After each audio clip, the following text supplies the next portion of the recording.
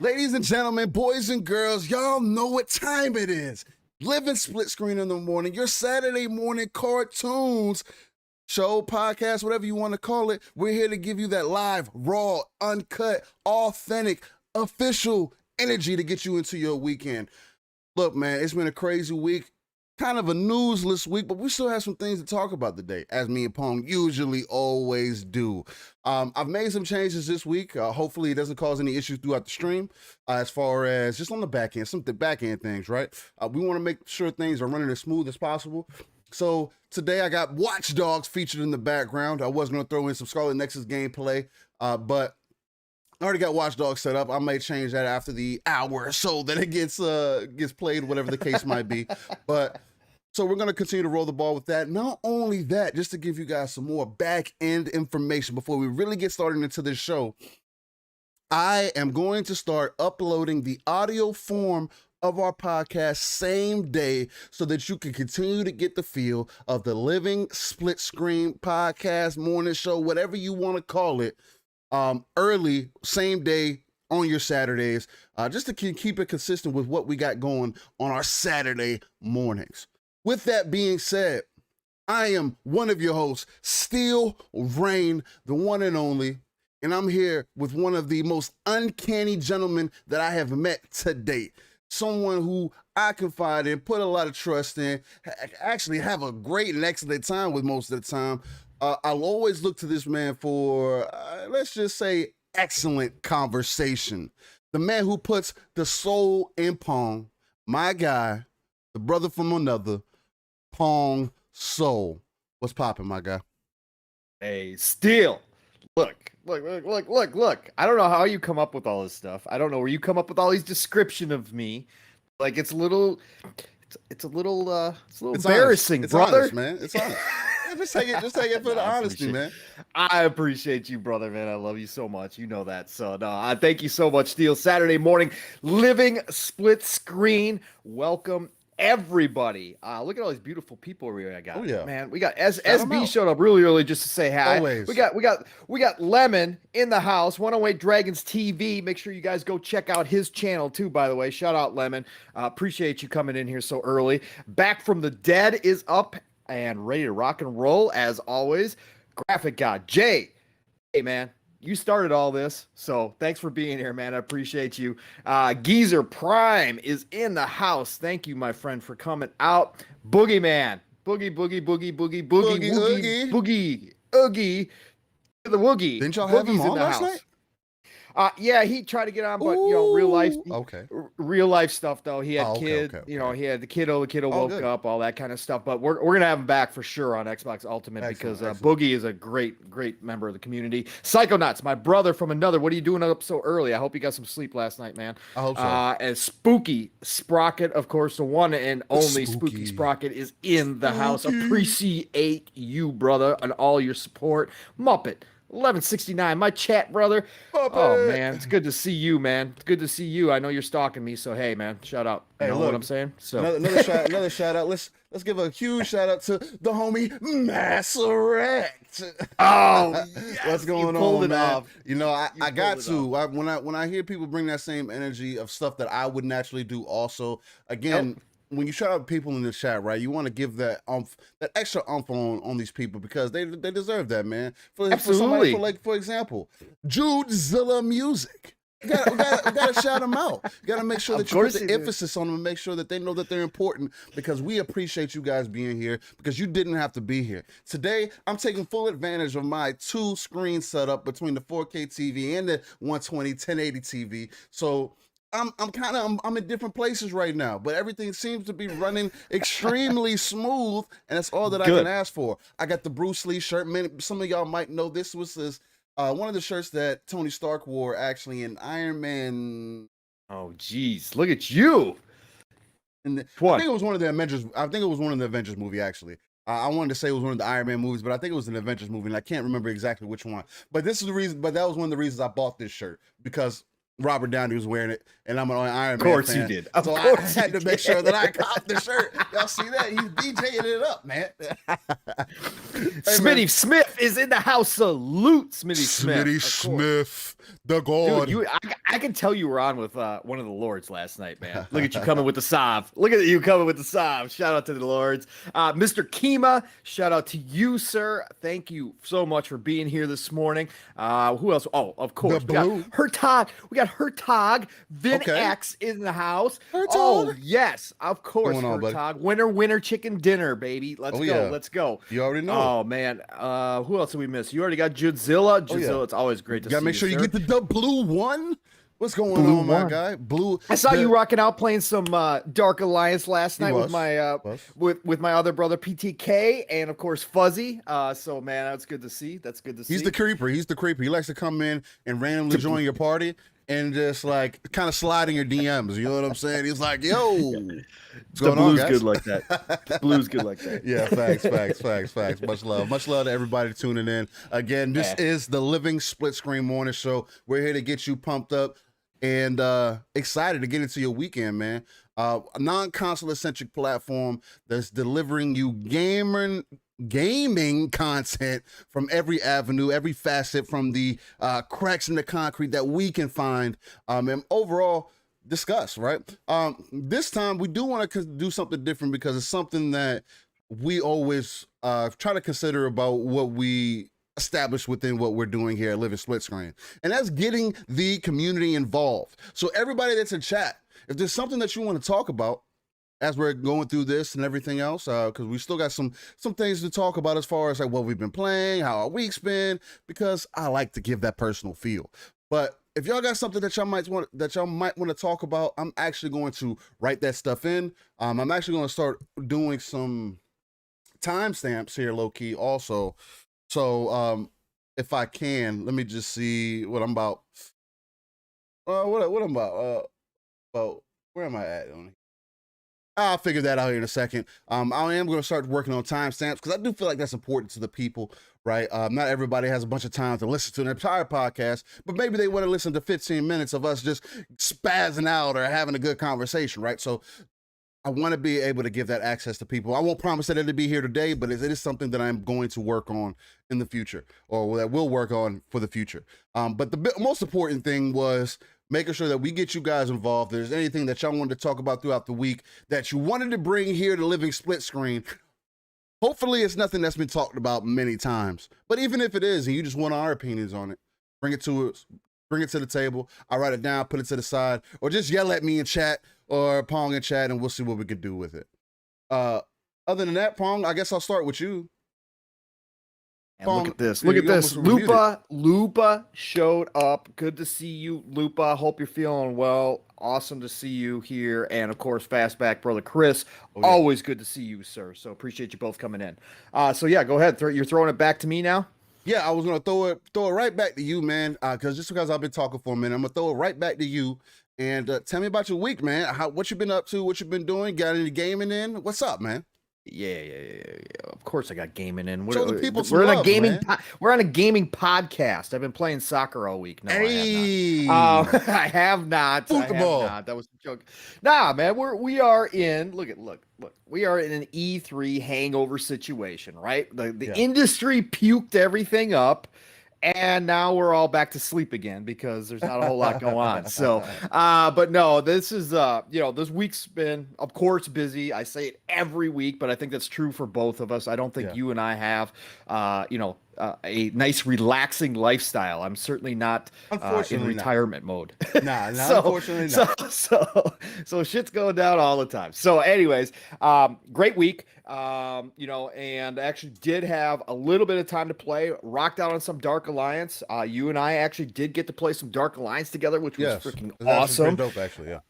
Yep, absolutely. So I've been playing some Dark Alliance, and of course, get my NBA 2K. And as always, got to get that in every once in a while. And then Scarlet Nexus. I actually did get to play that for about 4 hours.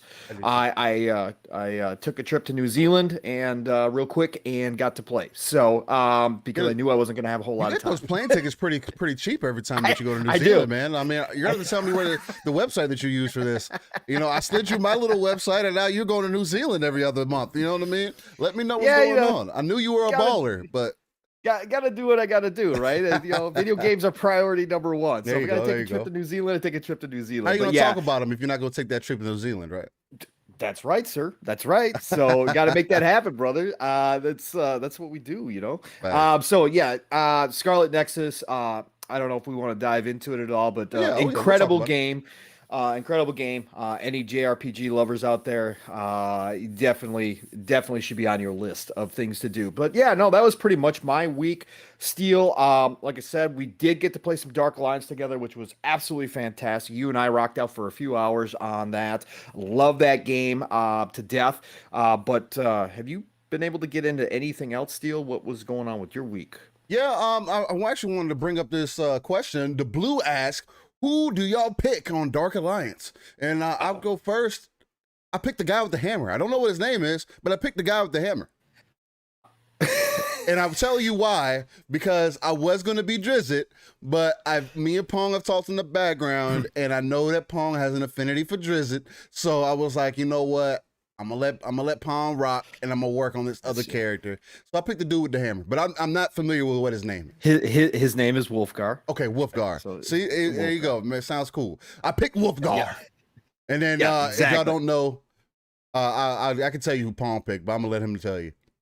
You just did. So I'm you gonna, already let the cat out of the bag. So you just I spoiled want it. you to tell them again, and why. All right. So, so for anybody who doesn't know, we've talked about this in the past too, but for anybody who doesn't know, this game, I am biased when it comes to this game. Okay. So again, my impressions are biased impressions because this is based You're a on Dungeons and the Dragons four fan. character.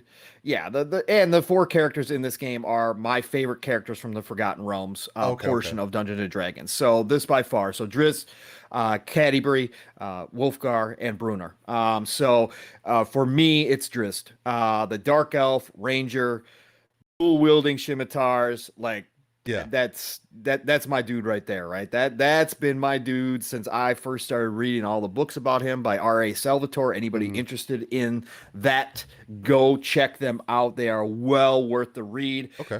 They are fantastic. R.A. Salvatore has one of the best writing styles when it comes to battles that I have ever had the pleasure of having my eyes come across. When it comes to the details that he puts into his battle scenes, it is. Again, I don't know if I've read anybody better at it from creating a picture in your head standpoint. So, Okay.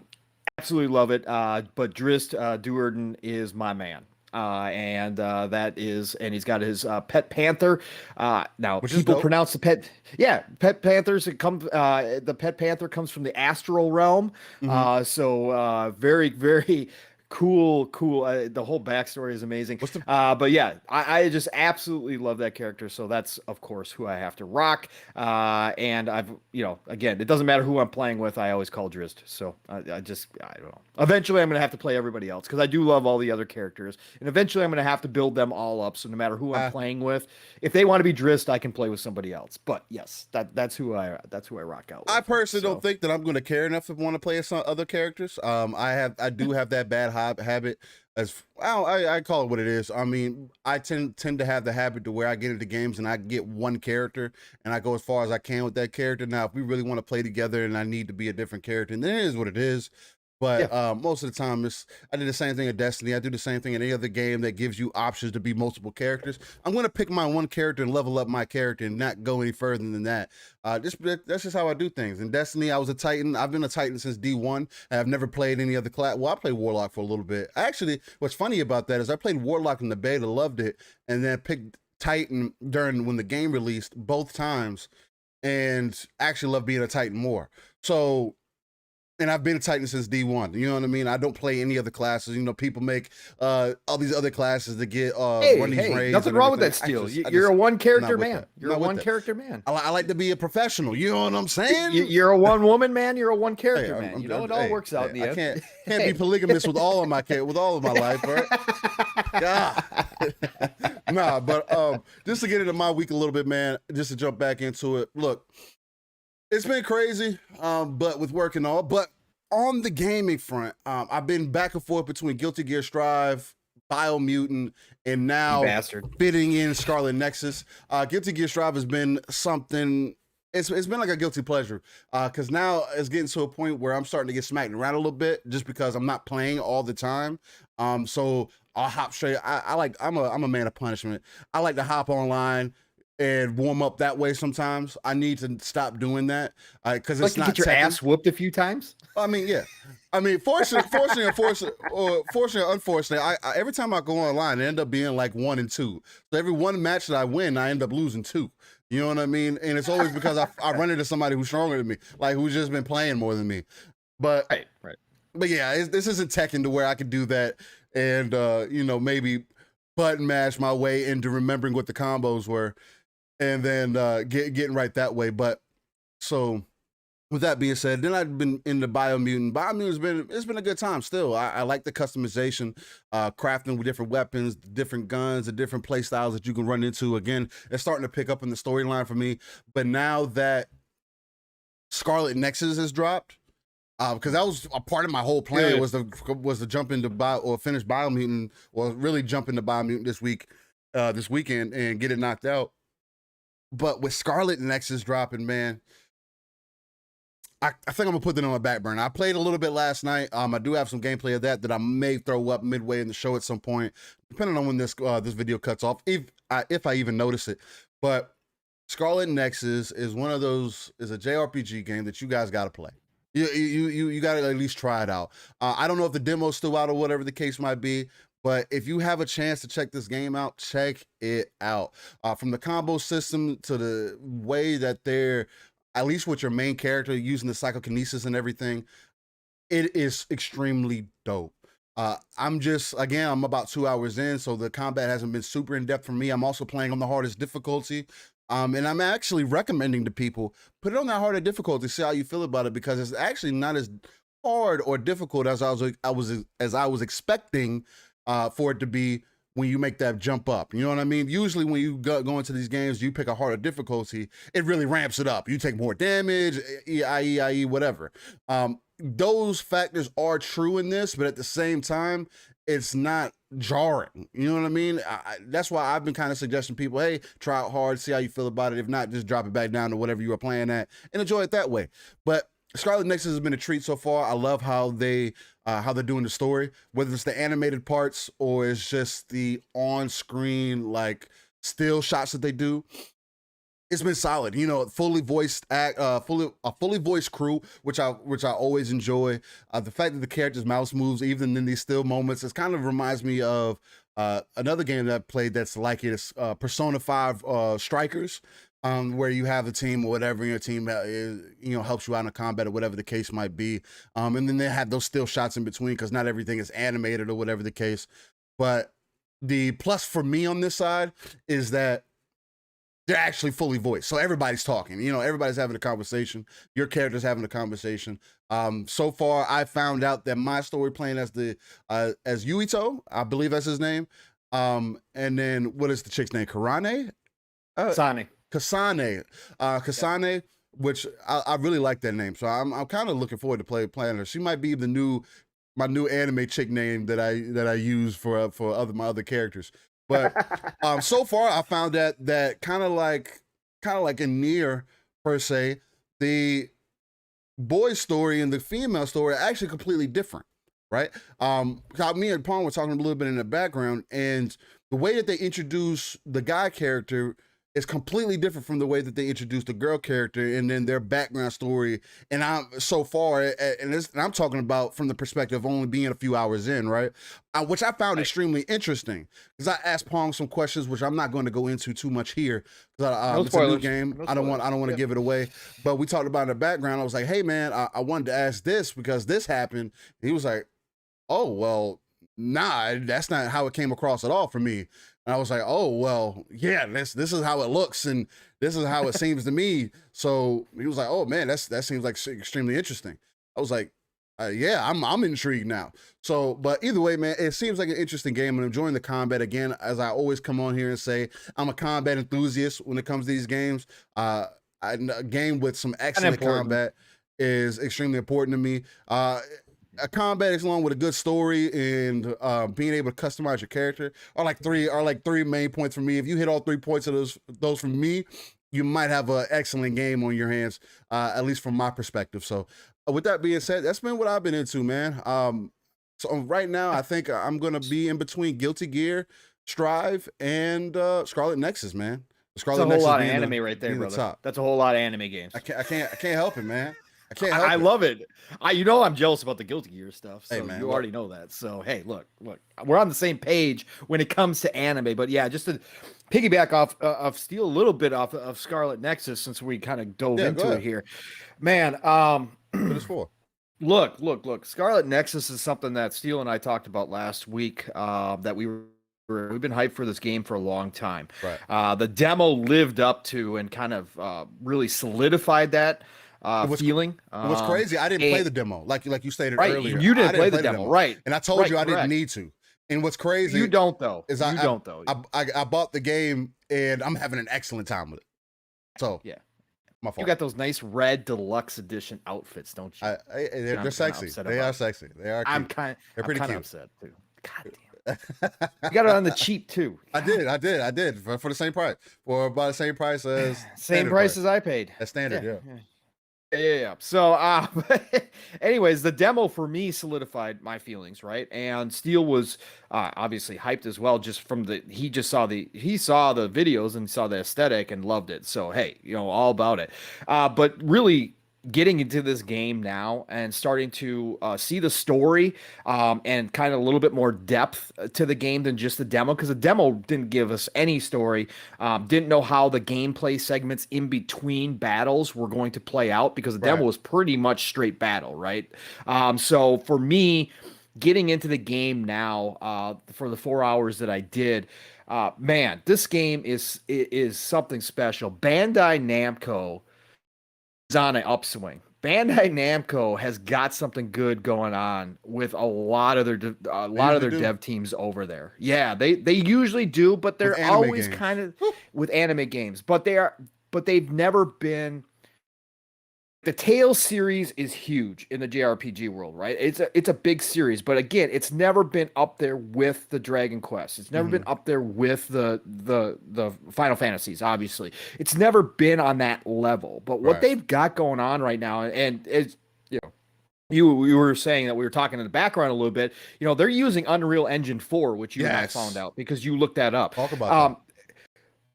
My God, this game, for me, when it comes to anime games, like, I've been playing JRPGs for so long, for so many decades. I've seen it all, from 2D sprites all the way up to what we got now. Right. But there's always been, in a lot of them, and again, each development team has their own different style too. If you look at the different series, none of them, I mean, of course there's some that look similar, but again, you can tell a Dragon Quest from a Final Fantasy, right? You can tell a Tales series from a Trials series, even though they're similar.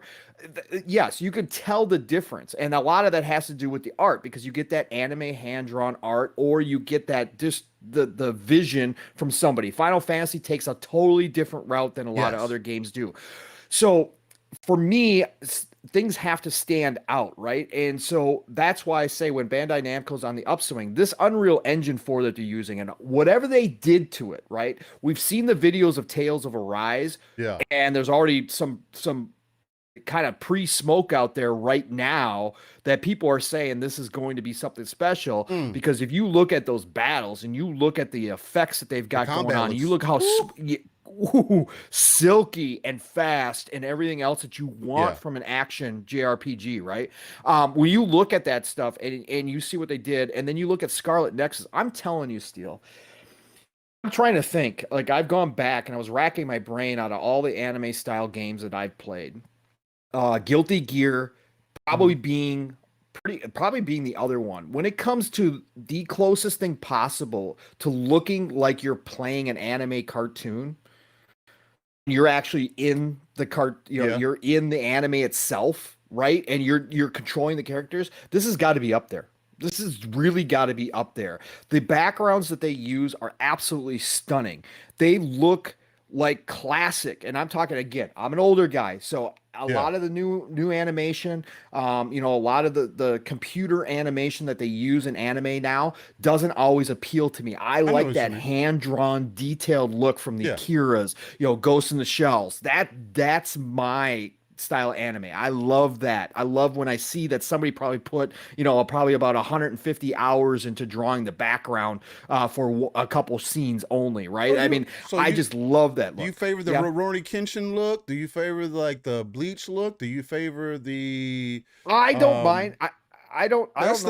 Still that same art style though, where it's like drawn. Yeah, I like Bleach. I like Bleach. I've watched plenty of Bleach. Trying to get a feel. Yeah, I like plenty of Bleach. Again, for me, as far as like art style goes, because I think I know what you mean. Because I'm pretty picky as far as like when it comes to anime styles for me too. Like I just don't like everything. It still has to have a certain look. I hate when they introduce too much CGI to anime. Where you can really tell the difference, where it kind of just cuts away from that. Like you were saying, making you feel like you're part of the story, or feel like you're in the anime. You know what I'm saying? But Right, and Geezer Prime just brought that up, and it's something that you and I had talked about in the background before the show too. He said it has good transitions between cutscene and controllable gameplay. Yeah, absolutely, facts. Agree 1,000%. Even with the still photos. Yeah, even with the still photos, which Steele and I both said we didn't mind as part of kind of the it's got a little persona feel to it in some ways it too. Does. So you had brought that up as well. It's got a persona feel to it as well, but it's got a nice blend. Now I saw some people complaining that it chops up the pacing. I don't think it does. For me, I didn't find any pacing issues with it. I guess because I'm kind of used to animes doing that sometimes. I can definitely understand that thought. Not to interrupt you again, sorry. No. Go right ahead. But no, I mean, I understand the thought of it being kind of, the pacing being kind of off for some people. I can see why people would say that, because at least in the beginning, again, only being a few hours in, I don't want to say that, the pacing is an issue, but I mean, I can see that, because you go into a fight and then next thing you know, you're doing some more talking. But again, for me, it doesn't bother me because it's being done in such a way to where it's giving you the story deposition. You know what I'm saying? Like you're getting the full breakdown of what's going on around you as you're progressing, and it flows right back into the fights. Like you're about to fight, and then when you're not about to fight, you know that you're about to move on. You're about to move forward, about the case might be. The one thing that I will say that kind of threw me off, and I was like, I mean, why would they just let me do it? Was I had this cut scene with the still images or whatever the case might be. I walked like up the block, and then I had another cut scene. I was like, okay, you should have just took me into the next cut scene. If that's the case, and put me in the next spot. But I understand why they did it, because they also open it up to where you can go into little creeks and crevices or whatever to find materials and stuff. So right, exactly. Go ahead. So again, all that being said, again, for me, it's the art style, and this Unreal Engine 4, this is my original point, as we always get sidetracked all the damn time here on Living Split Screen, because that's what Steele and I do. Gamer talk. We like to talk, and we just talk. But yeah, the art style, what they do with the Unreal Engine, it is incredible. The backgrounds look like hand-drawn animation. Now, again, I don't know if they're hand-drawn or not, but they look like the classic style, very highly detailed. It looks like it's ripped out of my childhood anime watching. It's crazy to me when I look at it. And then in the foreground, in the actual scenes that you're moving through, the actual parts that you are interacting with, it's somehow, like I said, I was trying to explain this to Steele, and I don't know if anybody else will get this. I don't know if it's just my eyes, my brain, or whatever. But as you enter a new area, if you look at the further away stuff, the further away an object is in this game, the more anime, like real anime, it looks. And not to say that it gets like not when you get up close, but it becomes more of a game asset as you get closer to it, to me. But it still has an anime feel. It still looks like you could see somebody's pencil marks in the actual object that you're viewing, right? For me, that is something special that I have not seen in a whole lot of games like this. I don't know how I was, like I said, I was racking my brain at how many did this. Again, Guilty Gear X is very good at Blaz giving you Blue. that feel. Oz Blue is another one. Yes, games absolutely. did it pretty well. Yeah, it's just that feeling that you are actually interacting in an anime, right? Yeah. And for me, that's important. I know a lot of people don't like anime. That's cool. It's a niche. It's gotten bigger. It's gotten much bigger than, especially when I was younger. It's gotten a lot bigger. So, but for me, this makes this game even more special. But like you said, Steele, the story is well done so far from what I'm hearing. And like you were talking about, this difference in the story between the characters, I can't wait to kind of see where this goes. Now that you kind of told me that your side is a little bit different than my side, since you're playing, obviously different roles, and the perspectives change. That is going to be cool for replayability. But like you were talking about, I will agree with you wholeheartedly. The combat is easy to get into. It does have some depth. The skill tree isn't over the brain. What is it? The brain, I forget what they call it, the brain something, isn't over the top complicated, but it's definitely got depth to it. It definitely has a lot of different directions you can take your character in when it comes to different skills and beefing things up. And I really just enjoy it. The skill tree is pretty wide ranging actually. I wasn't really expecting that because typically when you get into these types of games, you go for those the agility moves or moves that give you more combos and stuff like that. And I was kind of seeing the way that it was broke down. And I can't give you a completely accurate breakdown right now unless I was looking at the game, but the way that they fit in how everything is adjusted per how your play style. Like for example, I went up to middle tree so far because I wanted to double jump, and I want to be able to get to a point where I can jump in the air and dodge to the side. It also gave me what else? I think it gave me another Took attack. those two. Did you take those two?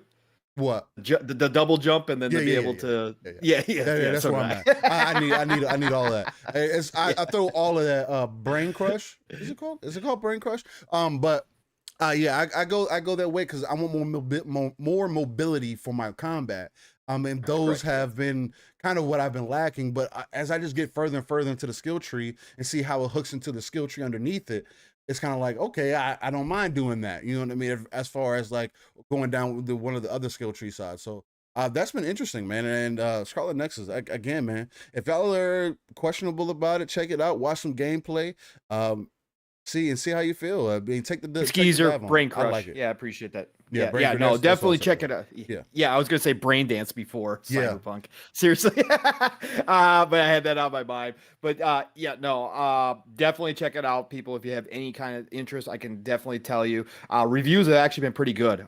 Again, don't look at the Xbox reviews because for some reason they're different and everybody else's reviews, and doesn't ever make sense. We could talk about that. We can talk about that. It's just a little strange. A little strange. But I was just gonna say to wrap this up, because again, we always know that Phil and his entire team watch this show and many other podcasts every single week. I know they got people just. I hope so. But I talked about our.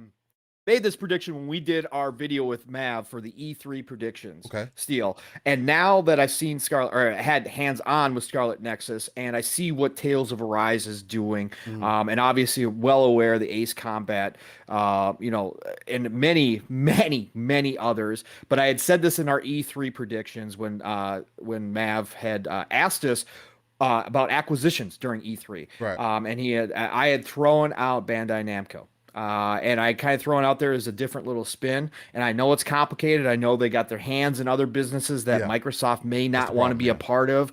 I get all that. But honestly, with this upswing that I'm seeing from this crew, and again, they've always been solid, but I'm saying that it looks like they're taking another level kind of step here. They're moving up in what I'm seeing here. Because again, we've seen a lot of God, I can just go on about this forever. We've seen a lot of Eastern developers not hang with the times, right? Not come forward with the times. We just saw this out of Team Ninja in the Square Enix show, Yes. right? They're not coming up to date. They look like they're still rocking out in the 360 PS3 era, for God's sakes, in a lot of their stuff. Hmm. We have seen a lot of Eastern developers not be able to keep up with what's going on in this industry and moving forward. Bandai Namco seems to be one that's keeping up, and they actually seem to be, elevating their game up too as well. So again, Yes. Phil, you guys, if you're looking to move in that Eastern market, I know it'd be complex. I know it's not the easiest acquisition out there, but Bandai Namco is definitely one I would be all about for that. So, but anyways, I just wanted to say that because it was kind of funny, but it was also just part of that E3 conversation that we had, and it kind of fit into this because I was like, I just threw it out there because I just, again, I like Bandai Namco, Yeah, I do too. and they've got so much IP. It's not even funny if you go through their IP list. It's utterly ridiculous, right? Yeah. So, but yeah, I think we both agree. Scarlet Nexus is definitely one to get on for anybody interested. And yeah, I think that's we wrapped that one up nicely, brother. Excellent, excellent. We did. Well, that's our Scarlet Nexus breakdown. I actually didn't include that in the title, and I probably will now, or include that in the description. Again, this is where gamers, we talk games, man. We're so passionate about what's going on within the industry, within the universe of gaming, and we're trying to talk to the bigger crowd, the bigger majority of those who are just interested in gaming overall, right? Give you that live, raw, and uncut, authentic gamer talk that you may not get anywhere else. That's what me and Palm pride ourselves in. Again, like I keep telling people, the fact that unfortunately or fortunately, depending on how you want to look at it, me and Palm are unable to at this current time really come together during the week and really kind of plan out what we want to do, whatever the case might be. This kind of leads credence to how organic everything that we do here is, and how, again, authentic it is, because this is just us pretty much laying three main topics down, potentially ideas more so, and then just going off the top of the dome and having casual conversation as gamers should, right? Taking out all the console war nonsense out of it, non-platform centric nonsense out of it, and just talking about gaming, right? So, but anyway, if you're loving what we're doing, hit that like button, share it out, tell your mama and her ex-boyfriend about it, and just share it with your kids, man. Let them know about the Living Split Screen morning show that goes live Go every knock Saturday on your neighbor's morning. doors. Go Yeah, knock go on your neighbor's knock doors. on your neighbor's door right Meet now. your neighbors. Right now. Meet What are your you neighbors. doing? Yeah. Are you drinking Pound coffee? on the door. Are you drinking coffee right now? Are you eating breakfast right now? If you're not doing either, I got a show for you. go outside, knock on your neighbor's door, and ask them if they just woke up, and put on some Living Split Screen this morning. But with that being said, Palm, as we do week by week, man, we got to get into the upcoming games. Biggest reason, again, why we do this is because we want to show everybody what may be upcoming. Now, this list isn't perfect. There may be some things left out, and that's fine. If you guys want to throw in some things in between, or have some other things that you may want us to talk about, throw that in chat. Let us know, and we'll address those things. But with that being said, let's get into these upcoming games, because we as gamers need to know what's being released. What's going on, man? Pawn, what can you tell us? Right. So what we got going on here, let me bring this up real quick. There we are. So we got this week in games, new releases. Starting with June, it's kind of a light week. I'm not gonna lie.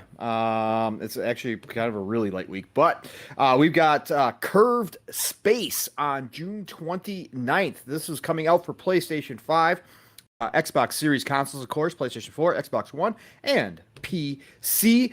This is by developer Only by Midnight and published by Maxim Games. Again, I'm trying to remember if I had seen anything about this or not. It says it's an action game.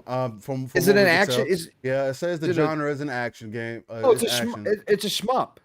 Okay. The contender for Interesting. shmup of the year is one of the quotes. Oh, okay. So I'm all Interesting. about shoot 'em. I'm all about shmups. Didn't hear about Curve Intense. Space, so that's interesting. Yeah, Curve Space is an intense arcade style twin stick shooter that takes Okay. classic formula and plunges it into the weirdest reaches of space. Battle cosmic space invading spiders across curved landscapes where bullets hug the terrain while the horizon drops sharply out of sight. Okay. Interesting. Awesome. I'm like always it about twin stick shooters. Might be a Yeah, beautiful game.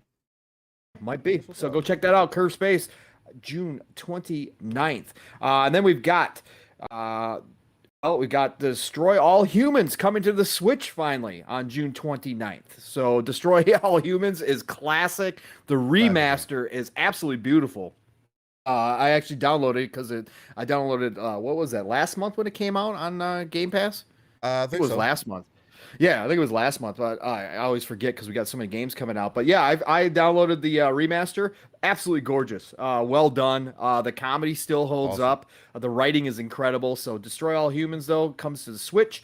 For anybody out there still rocking or going to do the handheld version of Destroy All Humans. Okay. So get that. Could be a good game to play on the go, man. I mean, it's definitely from It what could I be can a real remember. good game. Yeah, I definitely think Yeah, it could be a good game quick. for it on the It's a go. quick romp. It's fun. It's just fun. Yeah, Again, the writing holds up. Not a lot of games that old, or I shouldn't say. I should say a smaller portion of the games that old have writing that actually still holds up to this day. Yeah, But Destroy All Humans still makes you chuckle. Yeah, It's Over the awesome. top. So I like it. Yeah. You get to be the alien for God's sakes, man. You Who get to- doesn't enjoy that, right? Right. Exactly. You get Sending cows flying all over the place and hitting people with random things in the environment. It's awesome. Kind of like it's GTA and what is that? Saints Row on crack. Right, exactly. Who doesn't want to probe some humans? Come on. There you now. go. Let's go. Let's go.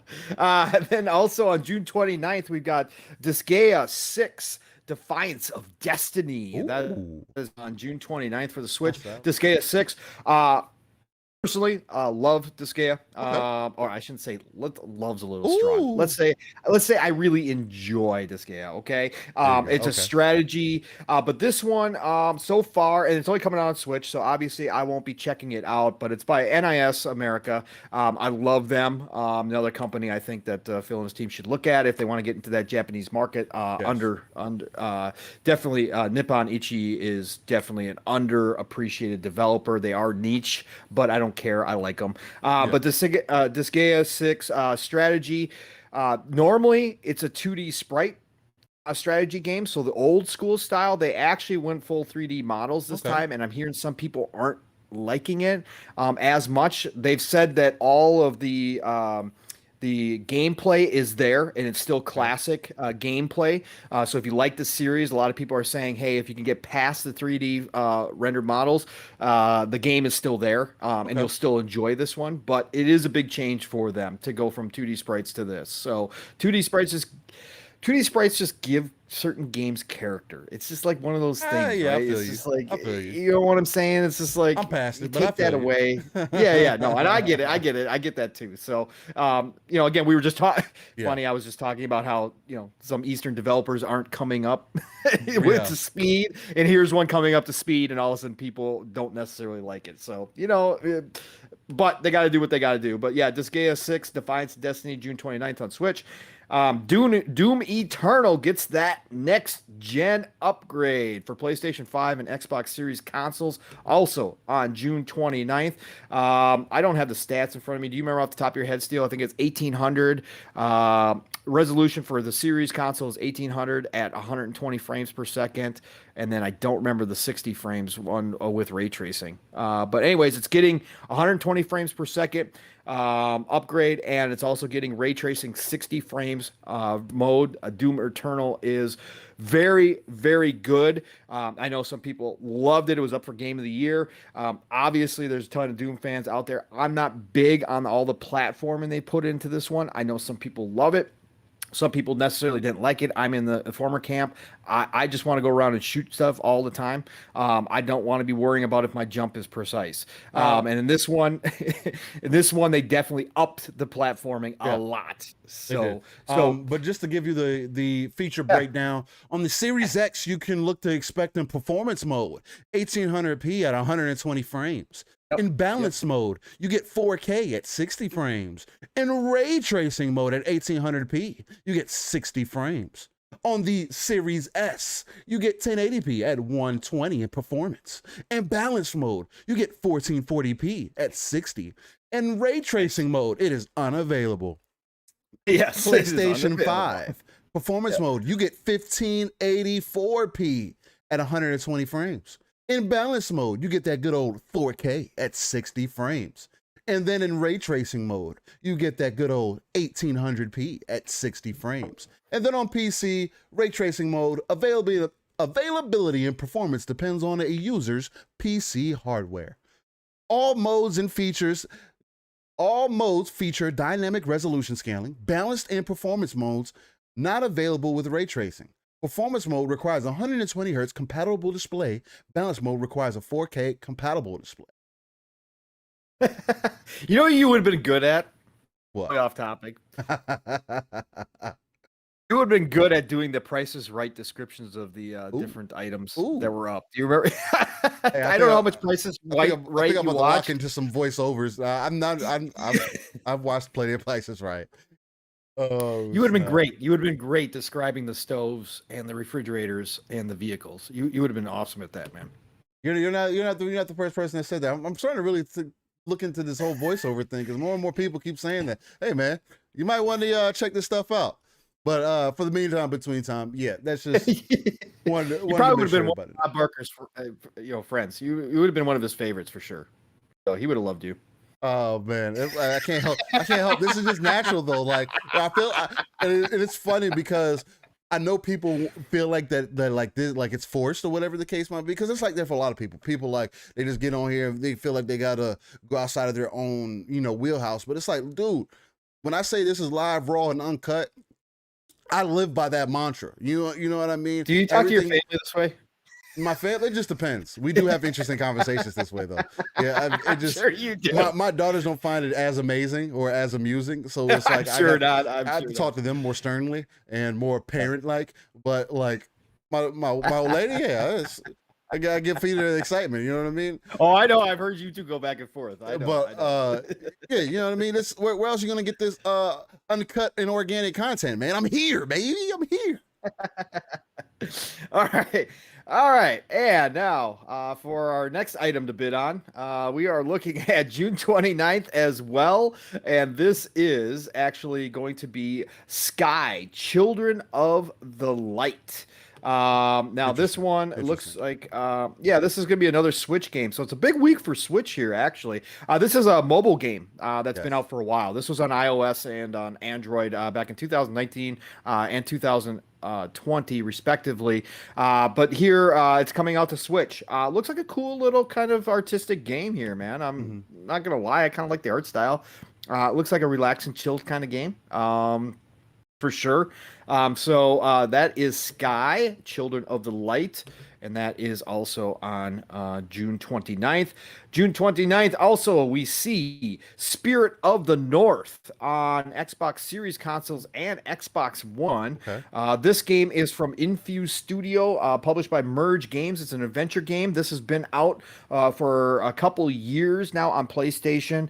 And this was, it came out on PlayStation, and then PlayStation 5 got it last year in May, and the Switch and PC also got it, and then they got upgraded for PlayStation 5 in November, and now it's finally hitting the series console. So this looks like one of those maybe timed exclusives, little indie titles or something that they had helped with, but it's about a fox, and it looks actually really good. I like it. I think it. You mean different platforms have to have exclusives? Look. We're going to talk about if God of War is coming to Xbox or not later. Just hold on, Steel. Okay. My fault. We go down that road. But Spirit of the North looks kind of cool. Looks like you're a fox and you're traveling through. Actually, you know what? I think I played this game on PlayStation 4. I'm pretty sure I know which one this is. I can see you playing this game. It's a beautiful game. Yeah, absolutely. I believe I did actually play this game now that I'm looking at it. So Spirit of the North, check it out. Doki Doki Literature Club Plus. Doki Doki. Oh, the good old Doki Doki games. I actually enjoy the Doki Doki, but this looks different. Oh God. This looks different. Another one of Maybe your this is style. I see you. this is not the Doki Doki I was thinking of. Maybe I was thinking of a Literature different club. That's your thing, huh? game. Yeah, no, not You're literature into the club. literature club, man. Doki Yeah, doki, man. no, never mind. Doki Doki Literature Club Plus. Hey, it's rated mature, Pong. It had to be the one you were talking about. It's rated mature. Is it really rated mature? The industry rating is mature, Pong. Oh, look at you know about art, this Doki but look at Doki? the art. You don't. Yeah, no. Maybe there might be some things in there that you. Yeah. No, this is not the that's Doki Doki hilarious. I was thinking of. That is hilarious. And I ever said that, ladies and gentlemen, but Doki Doki Literature Club, for all of you fans out there, I'm not going to shame you in any way, shape, or form. And this is the plus version, so maybe that's why it's mature. And it's coming out on PlayStation 5, Xbox Series consoles, PlayStation 4, Xbox One, Switch, and PC on June 30th. So if anybody's into the Doki Doki Literature Club, you know what? For you, man, it's coming out. So, and then Greedfall, the upgraded version with all of the DLC, is coming out for PlayStation 5 and Series consoles on June 30th. Look, let me tell you about Greedfall. Tell them a little bit about it. Greedfall is by Spider. On Greedfall, Pong. I can't sell you because you have a higher. Don't sell me. I'm just saying, you're kind of high class when it comes to certain games, and for me to try to get you to play a single player role playing game, it's got to be something special like Mass Effect, right? Yeah. So I'm not going to sell. This is one of the Greedfall is one of those games. It's by Spider Studios, and Focus Home Interactive published it. Greedfall is one of those AA RPGs that it's Western style. So Spiders Studios has always been a AA studio, and they've done very well. I actually just picked up another one. I picked up one of their 360 games called Mars, another RPG that was just on sale for $1.99. Okay. I have yet to play Mars. I popped it in the other night, but I hadn't played it previously. But because it was Spiders and because I've read some things on it, either you love their games or you really don't like them, is what it comes down to. They're always very good in a lot of aspects, but there's always going to be some other things that turn people off to them. Greedfall falls right into that category. Okay. But if you do like the Western style RPGs, if you do enjoy AA games that look and feel sometimes like a AAA game and then other times fall short of that, Greedfall is definitely one you want to try. It is a definitely well-defined world. It is lore heavy. There is a ton to it. They don't skimp when it comes to story. It's a shorter game. Now, I have not played the DLC and I have not beaten it yet, but I did put some time into it.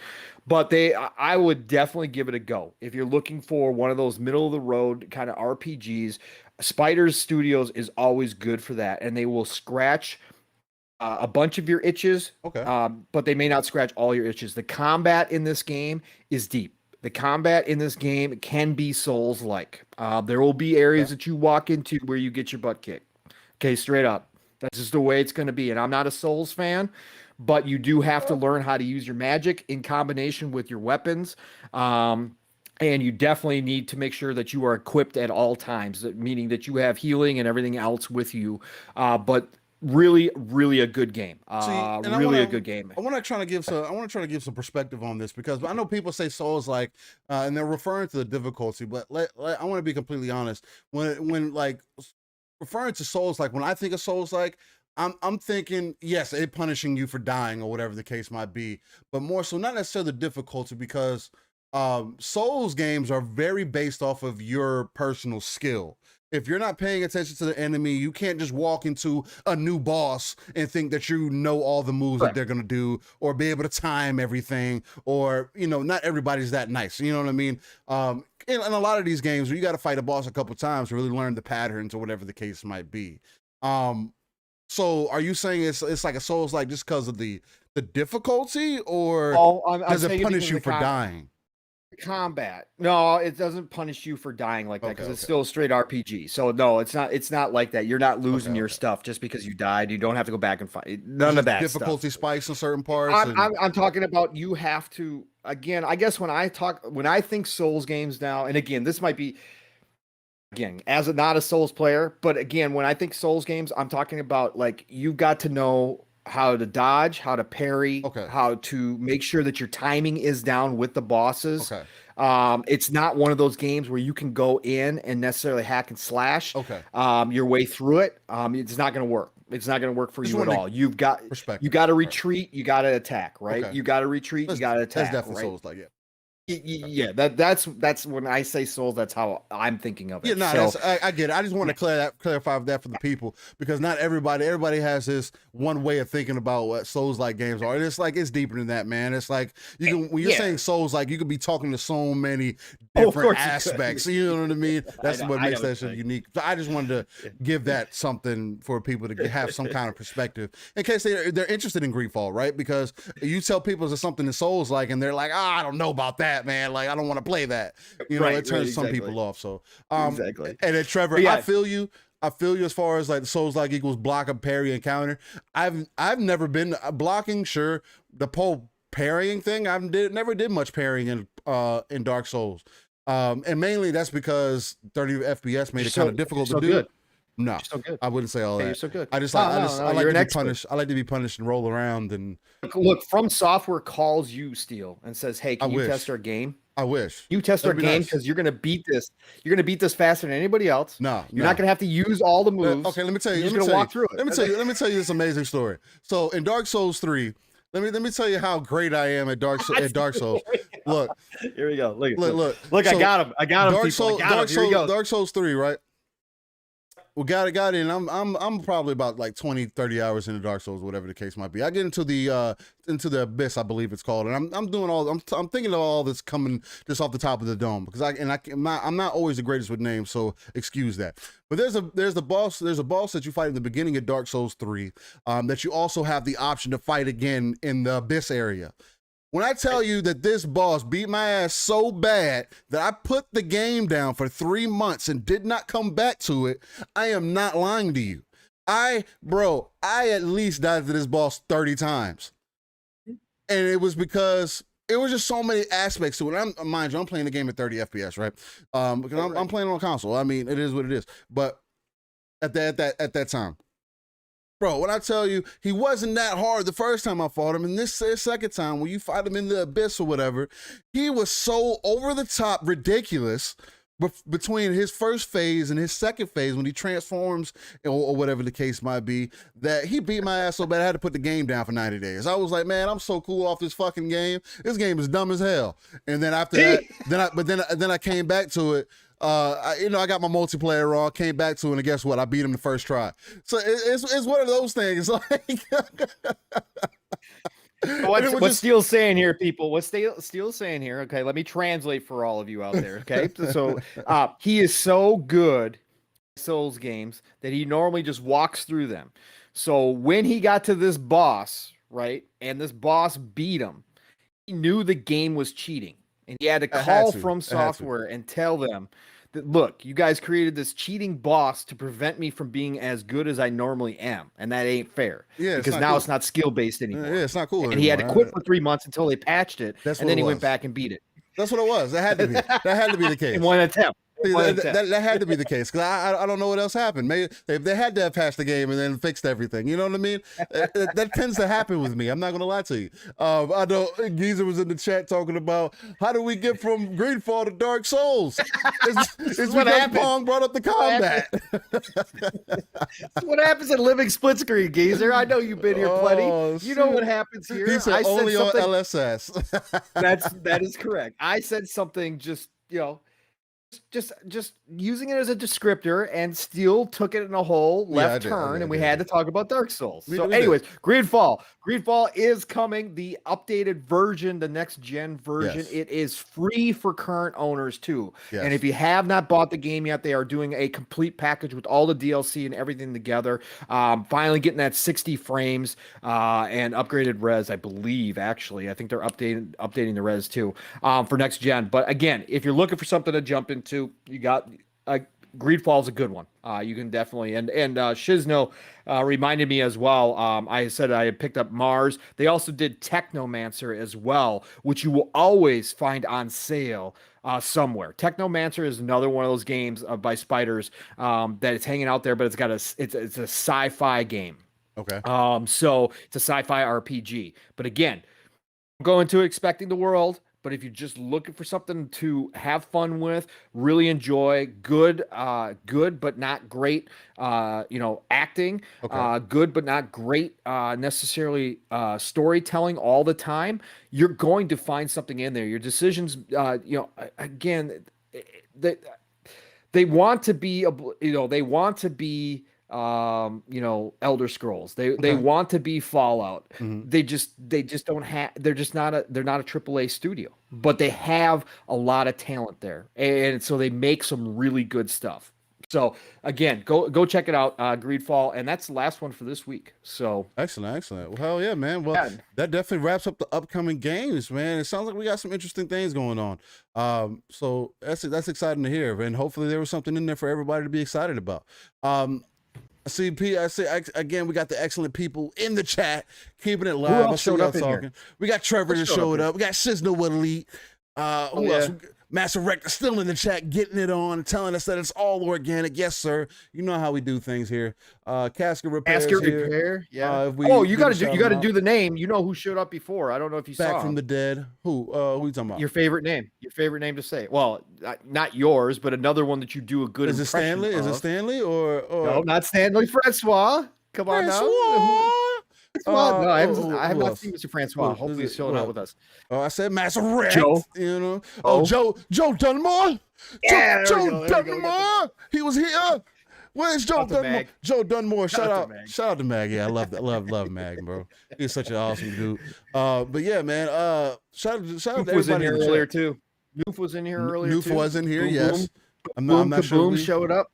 Sure, go check out his Good Morning Xbox show tomorrow morning, very early. I think they are on at 8 o'clock Central, 9 Eastern, I want to say. Don't know for sure, but go check Noof's channel and watch Good Morning Xbox because they have an excellent show. He's been a big supporter of Steel and I. He is a great member of the community, so go check that out. They've got a great panel over there. I love a lot of their guys on there and girls. So fantastic show. Facts. And then shout out to Back from Dead. He's saying, just working and lurking, another 10-hour day at work and just looking forward to having tomorrow off. Look, man, that's what we're here for, to give you that energy that you need to get into your weekend, to give you that authentic content, to give you some passionate content, and just something to maybe make you think a little bit, get those gears turning. So maybe if you got to get outside and work on the bike a little bit like I do, so we can get up and running. Shout out to Noof. I saw he just copped him a bike himself. We can have a good time, right? I see Ains, Mr. Porsche Power himself is in the building. Shout out to Ains. Morning, sir. We had an excellent time on the Big Cast last weekend. Y'all definitely check that out. Shout out to Porsche Power. Much love. Another Halo brother of mine. I can't wait to get into the academy with you. The Mass Effect 1 cover of mine. Look. Sure. Mass Effect 2 is the GOAT. As somebody who just played all Mass Effects, Mass Effect 2 is the GOAT. I gotta stop. I gotta stop. One did some good world building, but 2 is the GOAT. But anyway, yeah, man, just to kind of continue, I think one of the first things that I want to really get into, because I think it's an interesting talking point, is, and I'm gonna throw this right back into you, Pong, just because I've been talking for a minute, right? Is the PlayStation experience. There was a trademark put out for on the 11th of this month, and it's holding some credence that some things might be popping up, right? So off of the PlayStation Lifestyle website, the PlayStationLifestyle.net, I kind of want to bring this to you guys. bring this to you guys' attention because maybe everybody remembers the PlayStation experience, but remember the PlayStation experience? It looks like Sony Interactive Entertainment hasn't completely shelved the event at all. After all, folks at a gaming group spotted a recently filed trademark application for PSX. According to the United States Patent and Trademark Office, USPTO, the application was filed on Friday, June 11th. Sony has been hosting its digital state of play events, but they certainly haven't filled the void left behind by PSX, which was last held in 2018 in Bangkok, Thailand. In the US, the last event was held in 2017. So, with them skipping out on E3, Palm, with them not having their, they're doing their state of plays, whatever the case might be, but now it's looking like, before I thought state of plays were, they were talking about everything that's going on within their little gaming world. But now it seems like their state of plays are more narrowed down to individual games.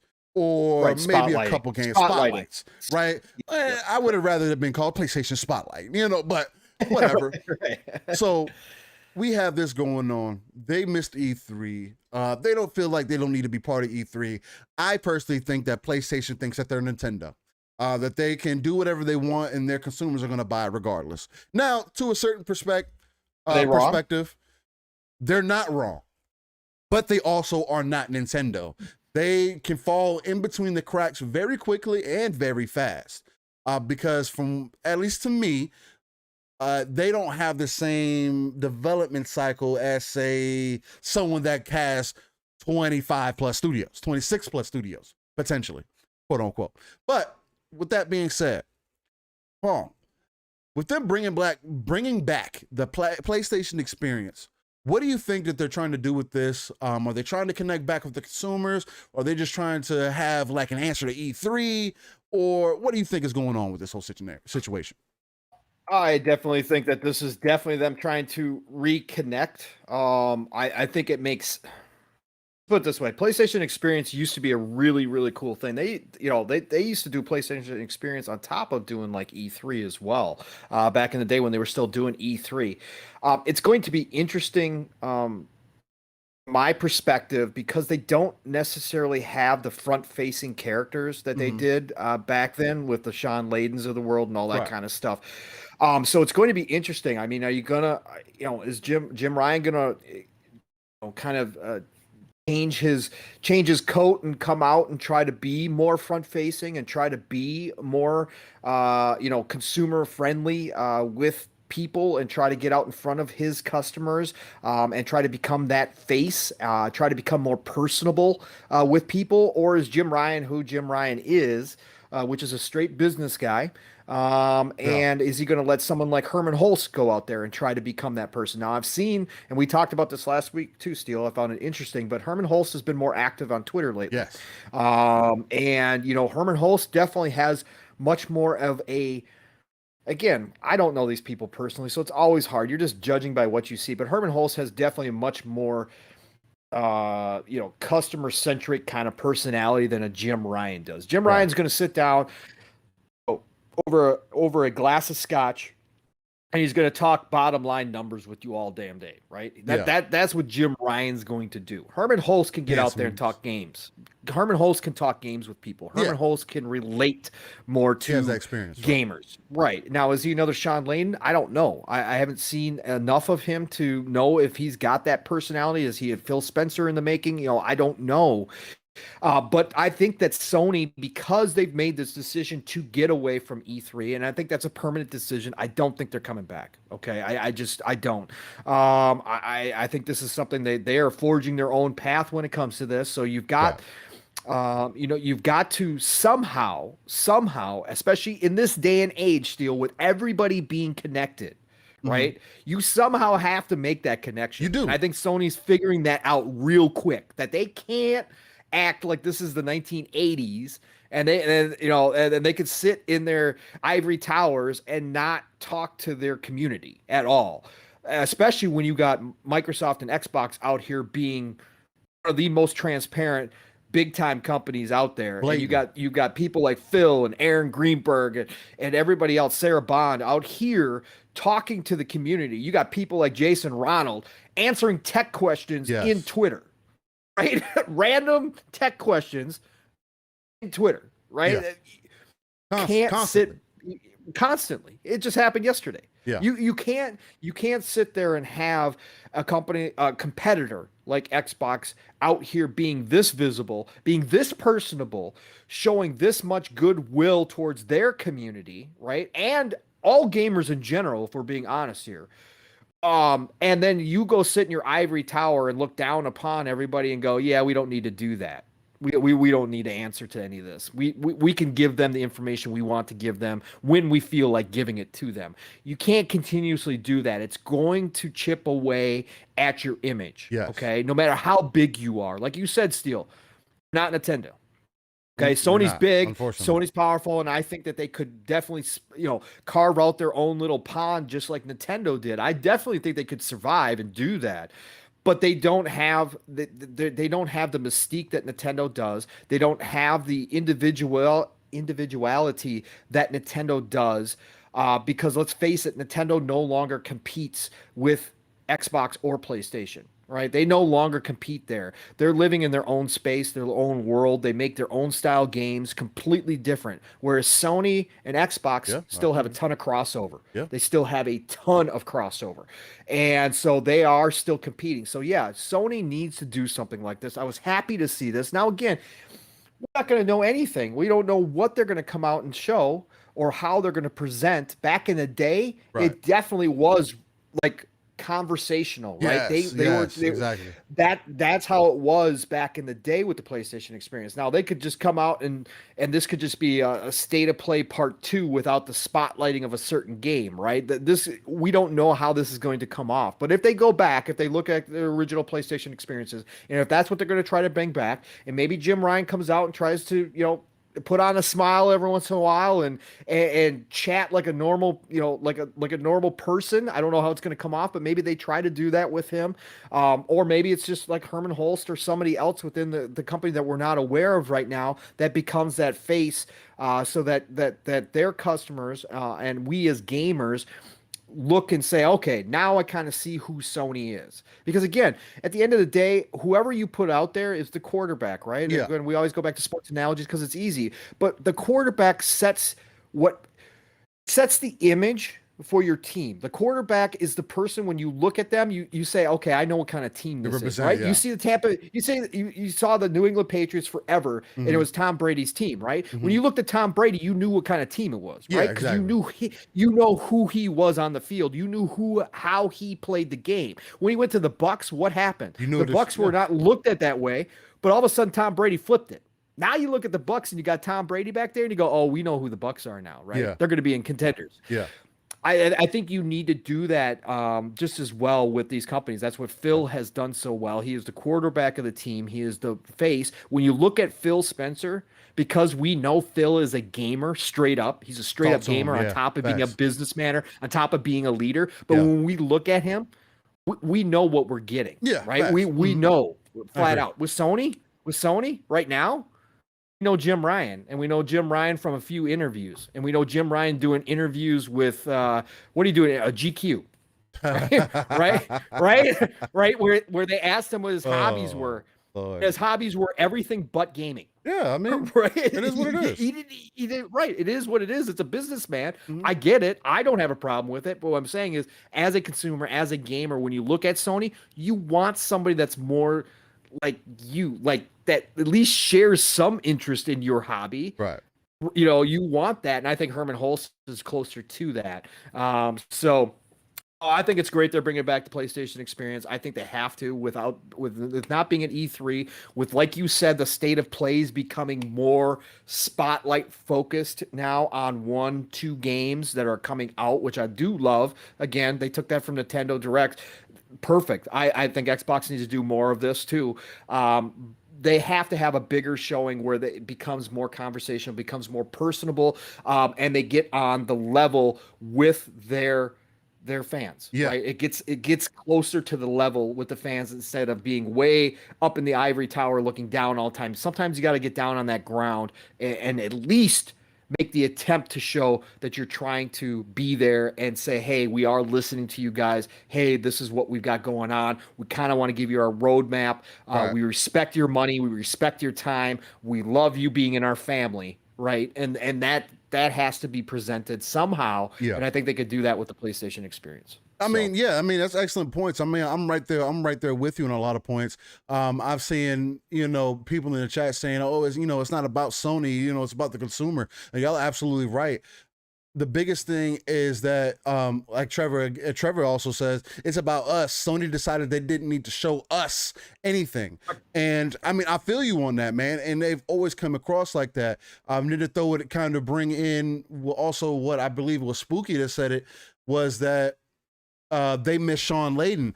I don't know if they necessarily miss Sean Layden. I'm sure us as gamers miss Sean Layden because we were able to relate to him, just kind of like we were able to relate to Phil. But I don't know if Sony is missing him because they're making more money than they have ever made before. Whether you want to put COVID in that conversation or whatever other reason, you can't deny what the quality, quote unquote, that Sony gives you. Again, everything is holding to the eyes of the beholder, or whatever the case. Beauty is in the eyes of the beholder, excuse me. And you can only make those choices of what's valuable to you. And I think that's what's more so important, because me as a consumer, again, like we were talking about in the chat a little bit, I was seeing Master Rex say, I hate Sony, but I love the PlayStation. I feel you. I'm right there with you. I've never been a fan of Sony because they've never been customer facing. They've never had good customer service. I've always had bad experiences with Sony products. Other than PlayStation. But other Sony products, whether it's TVs, headsets, anything else, and their customer service has always been trash. And I've never had an outside experience with Sony that was kind of that could hold a candle to what Microsoft has done, which is why I enjoy what Microsoft does. But just to kind of bring it back to on topic, PlayStation experience, I feels like, again, kind of tying it back into how I felt about them not being at E3. It's about your consumer, right? You want your consumers to understand what your plan is, what your motives are, and now people were looking at the competitors saying, hey, we need a roadmap. Now Xbox shows you the roadmap, and now I'm looking on the other side, like, because again, Sony still hasn't put out, PlayStation still hasn't put out anything that I'm personally interested in or want to buy a console for. What is the roadmap? Show me. Because other than Forspoken, which is, again, I want y'all to understand, you could say it's a PS5 exclusive, but the same way that y'all did it with Xbox, because I do want to talk about that a little bit also within this little spiel, is that the same way that y'all did it with Xbox, saying that, oh, y'all don't have exclusives no more because you release games on PC also. Forspoken is going to be that same thing. It's also coming to PC day and date. It said it in the little bars. Narrative's dead. It said in the little bars when they released that trailer. Like that narrative, like Pong was saying, that narrative's dead now. We see that the plays that are needing to be made, they want to access more players. They have said, the heads of Sony have come out and said, yo, having people within our services is more important than hardware sales. It is. Because having the retention and people constantly wanting to buy is worth so much more than anything else. Again, Game Pass is such a great thing, and there's all the flags that Game Pass is given. You see where the money's really getting spent at. Everybody gets Game Pass flack and say it's a rental service, but people are spending more money on games than they ever have. Again, who's lying here? You know what I mean? So whether you want to call him Jim Dance Moves Ryan or whatever the case might be, there's things that are going on the other side that seem extremely questionable. So for them to now want to come out with a PlayStation experience after E3, you're separating yourself. Like, even Nintendo took it as a thing, or saw it important enough to at least have something there for their consumer. My goodness, they released Breath of the Wild 2 trailer that I thought was mediocre as hell, because I thought it was still Breath of the Wild 1, but they released the Breath of the Wild 2 trailer, so they at least know what their what their titles mean to their consumers. They know how to pull attention, right? Because now that that's in your mind, you're going to be thinking about that. Now you're going to be throwing rumors, and it's going to start a whole nother windmill of content for people that are interested in that, right? So with this whole PSX experience, it's like, what are you really going to do? You're just going to do your own E3 away from everything else? And of course, are people going to pay attention? Maybe, sure. But will. And I mean, and it is what it is because Sony's popular. But how long can you rest on these laurels? Like, really? I mean, again, like, the only reason I say that PlayStation isn't Nintendo is because what Nintendo has is they can always talk to the kids. Unfortunately or fortunately, depending on how you want to look at it, Nintendo will always have the reach of the kids. Anybody that's 16, 15 and younger, Nintendo has their attention, especially when it comes to Pokemon or it comes to, what's the other game? What's the other game? Lord, what do you think of Animal Crossing? Animal Crossing. There you go. My daughter is in love with Animal Crossing. She has Smash Brothers, she has Mario Kart, and everything else, and she has the couple of other Zelda games, but she wants to play Animal Crossing or Minecraft. So it's kind of like that gives you the perspective. I just feel like it's unfortunate. I want to see. I don't want to say it's unfortunate. I want to see something from Sony soon. I do, because I want a reason to be excited for Sony. I want a reason to be hyped for what's coming out. And so far, I haven't personally been shown anything. I want Sony to be able to show their wares to the people that are really looking forward. What are we here to expect? Are you going to get a storage solution? Because that's still a problem. The fact that you're almost a year in for your console being released and nobody's asking questions about your SSD solution, but now you hear people like Jeff Grubb come out, who I don't know if y'all paid attention, who is a let's say he's a journalist, but he's like an insider, not an insider, that's just well informed. He has connects within the community, the gaming community, the gaming universe, saying that, hey, there's potentially this SSD that's going to cost $300 to almost $400 that you may be able to put in your PlayStation, but it's not guaranteed to work. That's not good news, bro. Like, what are we talking about? If this was the opposite side of the spectrum, we'd be having a different kind of conversation. People will be up in arms right now if Xbox or Nintendo didn't have a way to give you some external memory. You know what I mean? So it's just. But this is why they have the confidence they do too, Steel. And sorry for cutting you off, but this is exactly why they. And again, I want it as a gamer, as somebody who's enjoyed games across all spectrums, not so much Nintendo anymore, but I still appreciate what they do and I still respect that hustle over there. But even for them, I want them to come forward with the industry. We need competition in this industry. We can't have people resting on their laurels. We can't have that. I don't necessarily, yes, in my perfect vision, would I like one system that plays every single game out there? Absolutely, of course I would. Who wouldn't? Who wouldn't? Yeah. But again, could that also lead to stagnation? Absolutely, of course it could. So for me, I'm not looking for kumbaya, but I am looking for friendly sorts of competition where it's like everybody in the gaming industry, from Nintendo to Xbox, with Sony in there, all want to be on the biggest stage in the world, which is E3, right? I'd love to see that. And I know things have changed. I know we've got other things. We've got VGAs. We've got Nintendo Directs. But like you said, Steel, Nintendo found it important enough to show up this year to E3, to show that community, because we are a community as gamers. As much as we've been divided, as much as nonsense we've got out there in the community right now, right? As much as the bullshit, we are still all gamers. They had the nerve to show up without a Switch Pro of some sort. Correct. Like what? Correct. But they showed their faces alongside everybody else. Right. And they showed their faces and they came together and said, hey, we're still going to show the gaming community what we've got coming. Right. Even if we're not going to show them everything, even we're not going to have that, even if it's not the Nintendo of old where they show up with all their bangers on E3. Right. Again, I just would love to see that back in the day. Maybe that's my nostalgia. Maybe I'm just wishing for the old times. But as a gamer, as somebody who enjoys that, I want to see everybody there again. And if it's not E3, somebody else has to step up. And I just want to see that where we all come together at 1 week and say, hey, man, we are celebrating gaming. Not only are we celebrating the business side of things, which is what E3 started as, and people forget that E3 was for the business side of things originally, Yes. and then it became a gamer haven because Right. they opened it up to the public because all of a sudden gamers started realizing, whoa, they give like a lot of information at E3 that we should probably be paying attention to.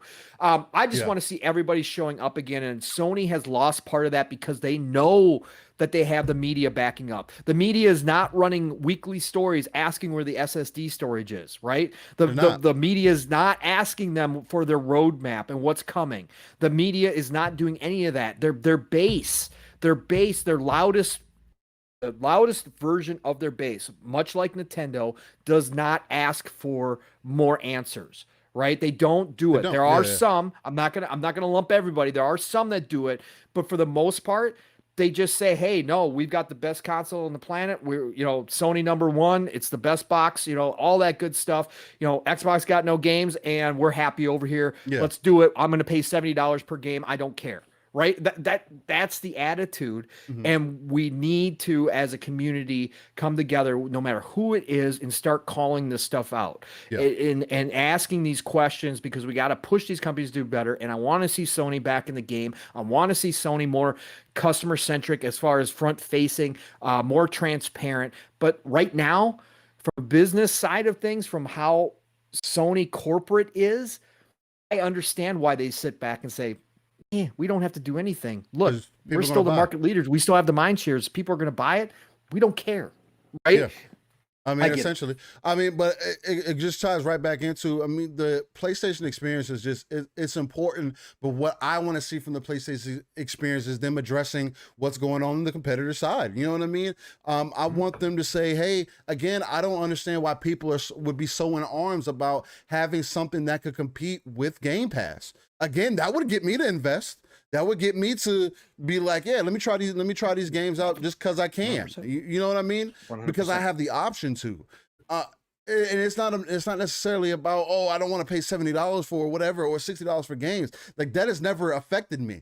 I'll pay $60, $70 for whatever game I feel like is worth that money to me at the end of the day. But if you're giving people more access to keep them within your service, your ecosystem is so much more important. And I feel like one side understands it, where the other side is like, I don't know whether we should really do that or not. And by the time it becomes something that's important enough, it's going to be too late. And I don't want that. Now, you know what I mean? We could always take it to the extreme, or whatever the case might be. But PlayStation did it to Sega.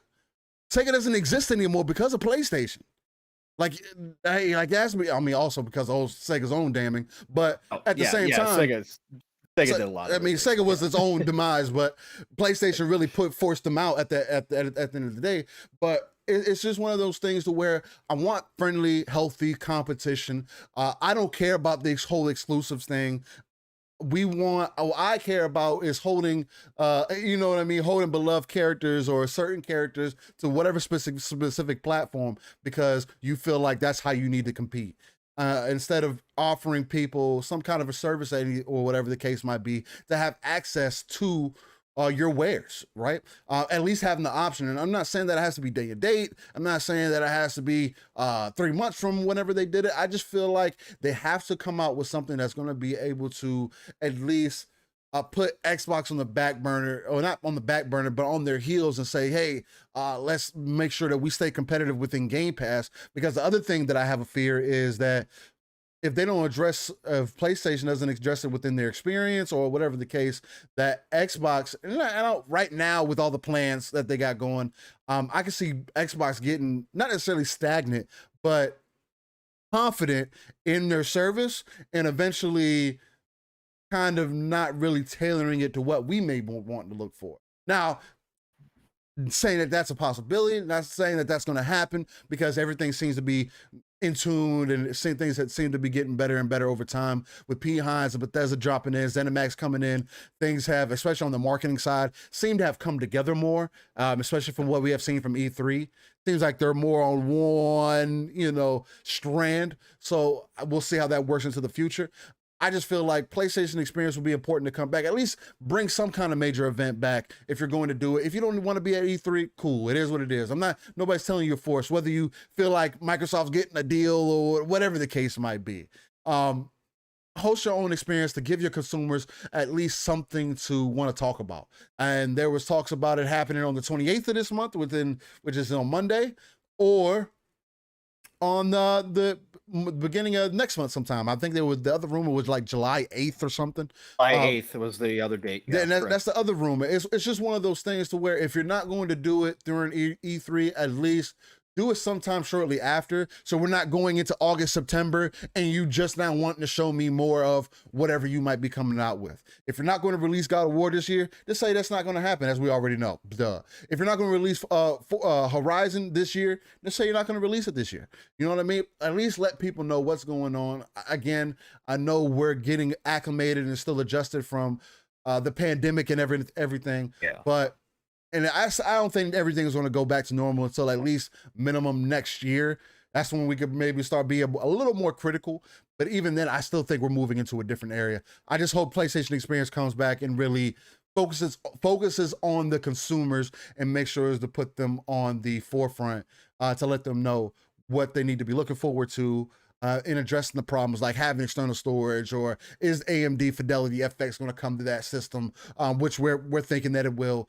It's something that's not beholden to one console or the other, but we do know that there are some discrepancies as far as like what's been built into the actual chips and whatnot on the one system or the other. So who knows what can really be used or not. But I'm excited to see what could potentially come out of this. So that's me on that. Sure. Absolutely. Anything else that you like to tie into that, man?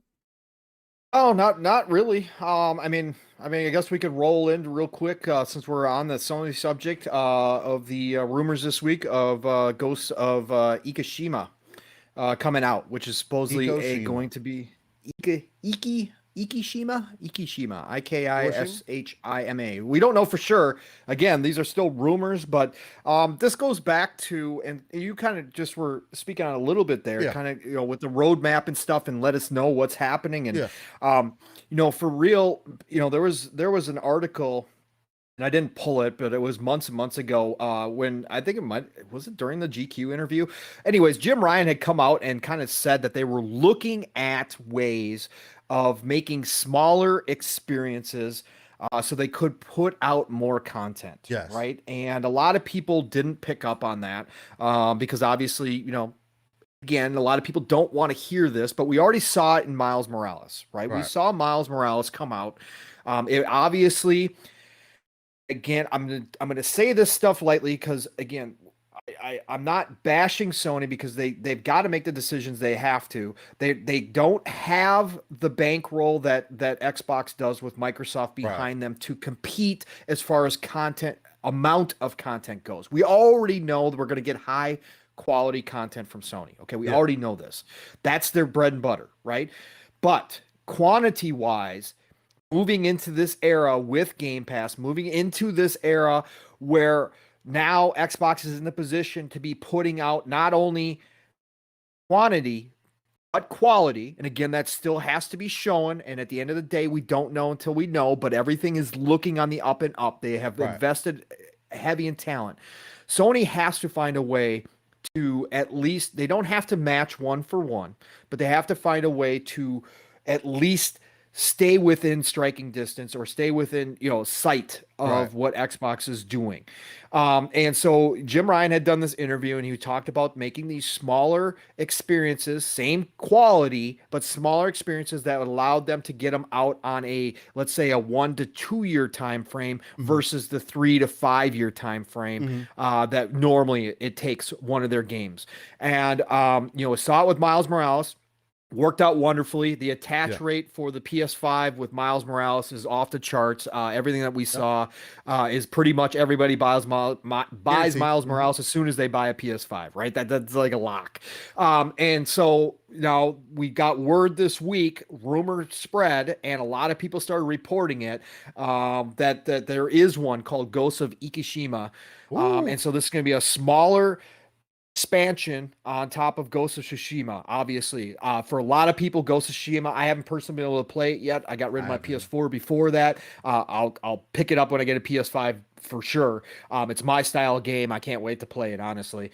But this is going to be a expansion, smaller experience, standalone kind of DLC. I don't want to use the term DLC because it's a full experience. I don't like doing that, but it's going to be a full expansion, but it's going to be smaller, and they've already got it ready, and supposedly it's coming out this year, which will be huge. Now, I think the interesting question is, are we going to get charged full price for this? Is Sony going to expect their customers to pony up for a smaller experience? You know, again, value is in the value. The value of something is obviously whatever somebody's willing to pay for it. Okay, It doesn't matter at the end of the day. If I pick up a piece of trash and I turn around and sell it to somebody for $5, the value of that thing was $5. Yeah. Okay, it doesn't matter, right? Even if you think it's worthless. So for me, the interesting part of this is this Sony's new plan? When Jim talked about this, was he talking about them creating, like, let's say, a new IP, like Ghost of Tsushima was, right? A new IP, full experience, blowing, everything, right? They even added multiplayer to it. They gave you, I heard it's everything. Fire. Right. So did I. I heard it's really good. And then after that point, they get you with another piece that back in the day might have been DLC. They get you for full price by calling it an expansion or a standalone new game, but it's a much smaller, condensed version, right? Do they start this pattern where they do this now? Is this what he was talking about? So you get a new IP to hit, Ghost of Tsushima, great. Then we throw something else out there and we charge you full price for it because we know that it's going to sell. I don't think it's necessarily going to be full price though. Just to kind of 50. Jump in to have the conversation. You say 50? I say 50. 49.99. I was going to say 40. Only reason being, I think that's going to be one of the ways to get around their whole $70 mantra, because especially with the games coming to PC, because this would be the perfect opportunity to not only release the DLC but also have it come to PC, right? And we already know that these games are going to come to PC, right? That's already something that's in the pipeline. But it would be perfect because they can release the expansion, standalone DLC, $40. And then if you're going to get it on PC, guess what? $60, 60, $70, whatever they decide to charge on PC. If you want the expansion with the new game, you know what I mean? Or with the game, with the previous game, whatever the case might be, to get you fully invested, so that you're not feeling like, so not only are you're still getting the full price, but you're selling your base game for $30 and selling your expansion for 40, still getting that money, and not really hitting your base upside the head too hard. At least that would be the consumer friendly thing to do, from what I think should happen. But my fault. Go ahead. No. You make a great point. I hope they do that as well, but I don't have faith because, again, Miles Morales was full price, right? Well, okay, it was $60. $60, yeah. That was 60. They had a couple different packages, so forgive me. I know I'm not including all the package deals that they had where they included last gen. I think it was something similar. I'll look it up. Keep going. Yeah, where they packaged the 2018 Spider-Man with obviously Miles Morales. They put all those together. They had the next gen versus the previous gen. But this is going to be another cross gen, right? We assume it's going to be cross gen if they do this with the Ghost of Ikushima, because it would make sense. But for them to be able to put this out a year after they released Ghost of Tsushima tells me it was something that they planned. Right? It was something that they already had in the works. So while they were building a Ghost of Tsushima, they were probably building Ghost of Ikushima alongside of it, knowing full well that this was going to be the deal. This is what they were going to do. So from a business strategy standpoint, from a chess move standpoint, I just thought this was interesting because of what Jim Ryan had said, and all of a sudden now we hear this. Again, we saw it with Miles Morales, but Miles Morales came out, again, the original Spider-Man was, 2018, right? Yes. I don't think I'm wrong in that, 2018. Yes, 2018. So I was not wrong in that. And now God of War Ragnarok, supposedly the rumors were that was supposedly planned DLC that they've now blown up and made a bigger experience or a full experience. We still don't know, what it's going to look like, how big it's going to be. But obviously, since they pushed it into 2022, I'm assuming it's going to be a full blown game. But it's interesting that this Ghost of Tsushima came out of nowhere, right? Exploded all over the world. Everybody loved it. A lot of people had it as game of the year for themselves, even though it didn't get that award. And then all of a sudden, we get another experience a year later, ready to rock and roll. And if this is something you're going to do forward, I don't necessarily from a business standpoint. Now, again, pricing is going to mean a lot here. If they try to charge $70 for 1/4 of the game you got out of the Ghost of Tsushima, then I'm going to start questioning your strategy. But if they come out and they price it right at $40 or $50, and it's not just like a 5-hour romp, if we're talking about a 10-15 hour experience, then I'm going to say from a strategy standpoint, it's probably going to work for them. And it definitely closes the gap as far as content going if they can do this going forward.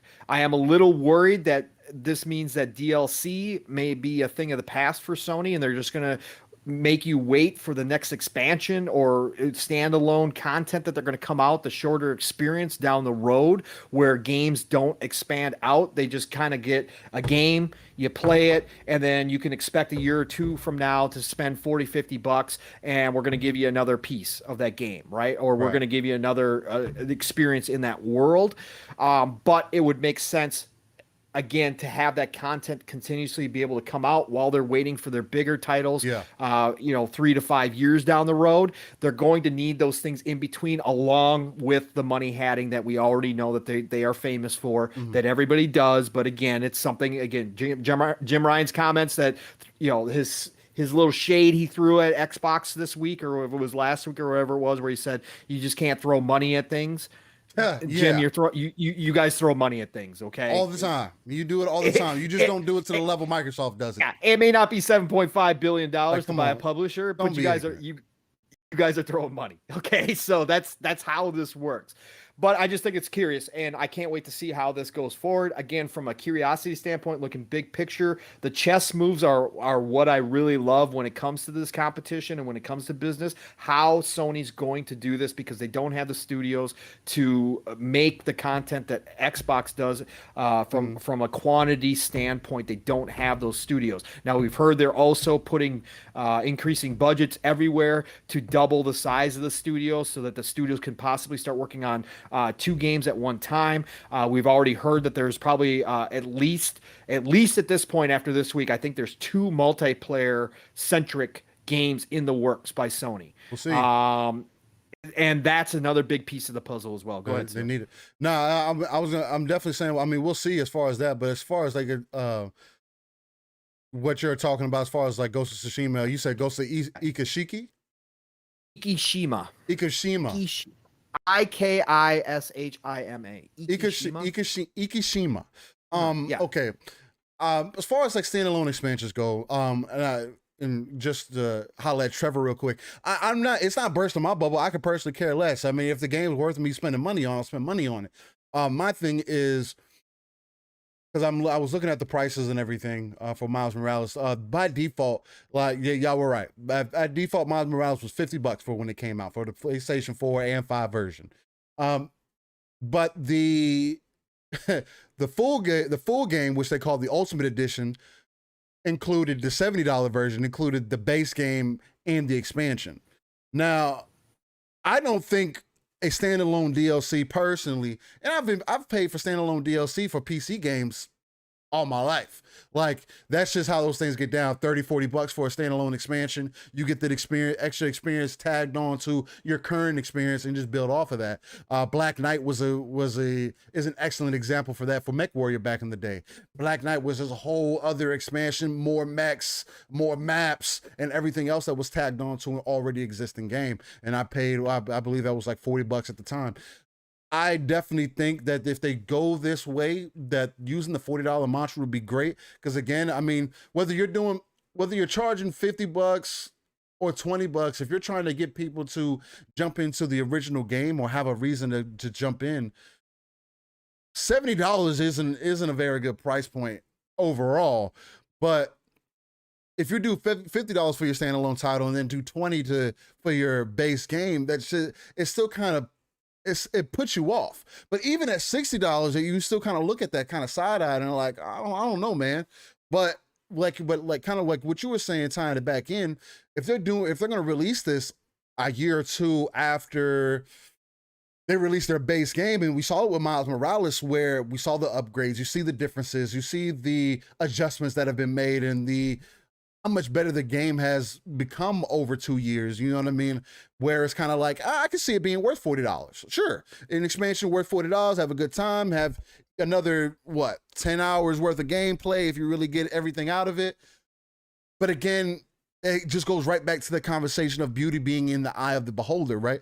If you think that that's worth it to you, then you're going to spend that money for it. But if you're not, for like a person like myself, if I'm not already invested in that ecosystem, that's not going to do it for me. Now, if you're going to include the whole PC play with that, which I feel like is more important than what they're really trying to gear this for, is to keep the PC audience also very involved, not only the console audience, but again, they want to tap into that PC market. And if they can release their base game, right? Check this out. They release their base game, and then a year, maybe two, if we go with the current stigma, even though I think it's going to start being a lot faster, if not day and date, 6 months out. One of the ways that they could do it is drop that DLC, quote unquote, or standalone content, quote unquote, and then also release it on PC. And what that's going to do is reinvigorate the sales, because people on, as much as like PC players try to not admit it, PC players want console games. It is what it is. Of course. I mean, look at Forza Horizon. Look at Forza Horizon. It's off the charts on Steam and whatnot. Yep. PC players want those console games, so they're going to pay. There's other ways to get games on PC also. So I don't want that to be misunderstood. But we are willing, for example, like myself, if Spider-Man came out on PC tomorrow, I'll pay $60. Why? Sure. Because I played the base Spider-Man on PlayStation 4, 2018. I played the base game. I didn't play any of the DLC, but I 100% of the game at the time. Played on the hardest difficulty, 100% of the game. Had an excellent time with it. But I hadn't played none of the DLC or none of the extra shit that came out. But if it came out on PC tomorrow, I paid $60 for it. And it includes Spider-Man Miles Morales. But that's because I loved the game. I thoroughly enjoyed the game. I thought it was one of the most amazing, no pun intended, Spider-Man games that has ever been created. And it is at the end of the day. And I think the experience on PC would be so out of this world, being able to get that true 60 to 120 FPS at top quality would be a completely different experience for people who may not have played this Spider-Man experience before, or maybe not just in a while. So it's just one of those things where it goes up and down. It depends on what's worth it to you at that case. So it's like there's a fine line that they could play with all of that. I just don't think that if they're doing this, I understand why they're doing it. Again, like you were saying, they want to put out smaller experiences so they can get them out, or whatever the case might be. Because again, that's one of the knocks that I do put on PlayStation is that, yeah, they put out great games, but what, I got to wait 4 to 8 years to get a game? Like, look at Naughty Dog. Like, people say, oh, Naughty Dog's so great. Look how long it takes them to put out games, though. And they still haven't gave us factions yet. Like, they're not going to. You know that's coming. No, it's to the point. Yeah, it's coming. It's to the point now. It was supposed to be with the game, and now it's a standalone. Now there might not be even Naughty Dog 100% working on it. Like what? Like really, dude? Like come on. Like what is going on with this now? And that's been kind of acceptable. Again, I'm not going to play Last of Us 2 if it doesn't have the multiplayer. It's not worth it to me at that point. You know what I mean? That's what made me play the first game. So it's like they're going to give you experiences or whatever to tailor you and try to pull you into whatever game that they're trying to get more money from. You know, Ghost of Tsushima is a perfect title for that. Again, it was up for Game of the Year. It was up. A lot of people are over the moon about the game, saying how excellent it is. But again, it's like I'm not gonna say it's an Assassin's Creed clone, but it's taking that Ubisoft mantra, that play style, and just putting it in a setting where we've always wanted to be at. You know what I mean? And I feel like that's something else that they're using to their advantage. So if they're gonna do this Ikoshima thing or whatever the case might be, then Do it. I mean, I think it'll be a good experience. I hope they don't get so stuck up in their own ass about it, where they're like, yeah, I'm gonna charge you 50 for it, and then charge you 70 if you haven't bought the game yet. It's like, damn, dog, your game's been out for a while now. Like, what are you doing? Again, that's why I always know my PlayStation isn't Nintendo, but that just demonstrates me to more and more. It's like they have the same mentality, and I don't know if it's because they're a Japan company, a company that was built from that area, and they tend to be in that kind of mentality. Oh, it's us. We're doing everything that we're supposed to be doing the right way, and you're gonna just fall in line and not taking the consumer seriously. That's kind of how it comes across. But I don't want them to, it's like, I just don't want them to be deaf to the situation. You know what I mean? If this is true, then it just kind of holds credence to what we've been seeing. We saw it with Miles Morales. We know that they're doing it with God of War. Again, I think it's 100% true that it was DLC that was going to be released, and they pushed it back so they can make sure they get it on PS5 and get extra sales from it. But I also think that when they release it, it's going to come to PC because it's just part of the play. Why release it to just the one console at that point? Why push it back if you're not going to release it on both platforms and get that more of an audience? Again, you have less than 10 million consoles out there in the wild, 7 million, 8 million, whatever the number's at right now. 25% on them, quote unquote, are rumored to not even be in the access of your consumer. So that's not a good look already, but you're under 10 million consoles sold on your PS5. You think the only place they're going to try to sell it to is there? Nah. Of course not. They're going to try to put it on PlayStation 4 and on PC also. Along with the future. Along with potentially putting it, now the other thing that they could do is potentially put it in PlayStation Now or some sort, or PlayStation Plus of some sort, giving you the base game and then saying, hey, you just need to pay for the expansion. But if I just hope that it's not this whole $50 thing that they continue to do, like y'all said with Spider-Man, Miles Morales, $50. It's like, I don't know. Would I have paid it? Yeah, because I enjoyed Spider-Man. You know what I mean? But would I have felt some type of way after I found out that it was a 4-hour experience? Probably. I mean, I would have done everything in it, and I probably would have got more out of it just because I hadn't played the previous DLCs. You know what I mean? Right. So that adds credence to it. Again, it's just depending on where you're at. If you played all of Spider-Man and you're only getting Miles Morales and it's $50, I don't think that holds credence. But then it goes right back into that conversation: is what's worth it? Is whatever price worth it for whatever game? You know what I mean? That's a whole different conversation. So, and that's all.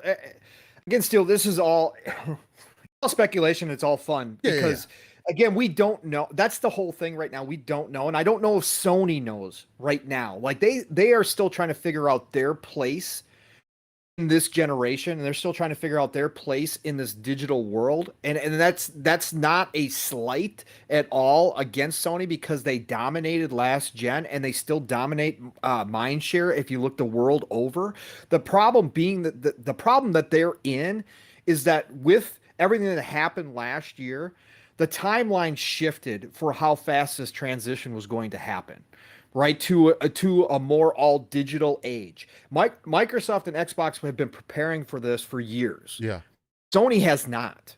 Sony's behind. They're not Nintendo behind by any stretch of the imagination. No. Nintendo's decades behind. Okay, we already know this. We found out literally their infrastructure for their internet was decades old. Okay, they literally. So they're not that behind, but the problem for Sony is that Sony as a corporation depends upon PlayStation so much for their revenue, right? And for Sony as a whole, as a corporation, the PlayStation is the pillar. Because like you talked about previously, back in the day, Sony dominated their hardware markets, whether it was TV, electronics, blah, blah, blah. Now, you said you had lots of problems. I always had great luck with all my Sony products, right? Right. But what I'm saying is that back then, they had more flexibility because all of their other divisions were killing it. Whether it was cameras, whether it was, CD players, DVD players, TVs, receivers, home audio, they killed it. They were always in the top portion of their market, but all of that has fallen off. So now they depend not solely, but they've got the insurance over in Japan that everybody forgets about. That's a huge moneymaker. But PlayStation is their biggest pillar when it comes worldwide. Yeah.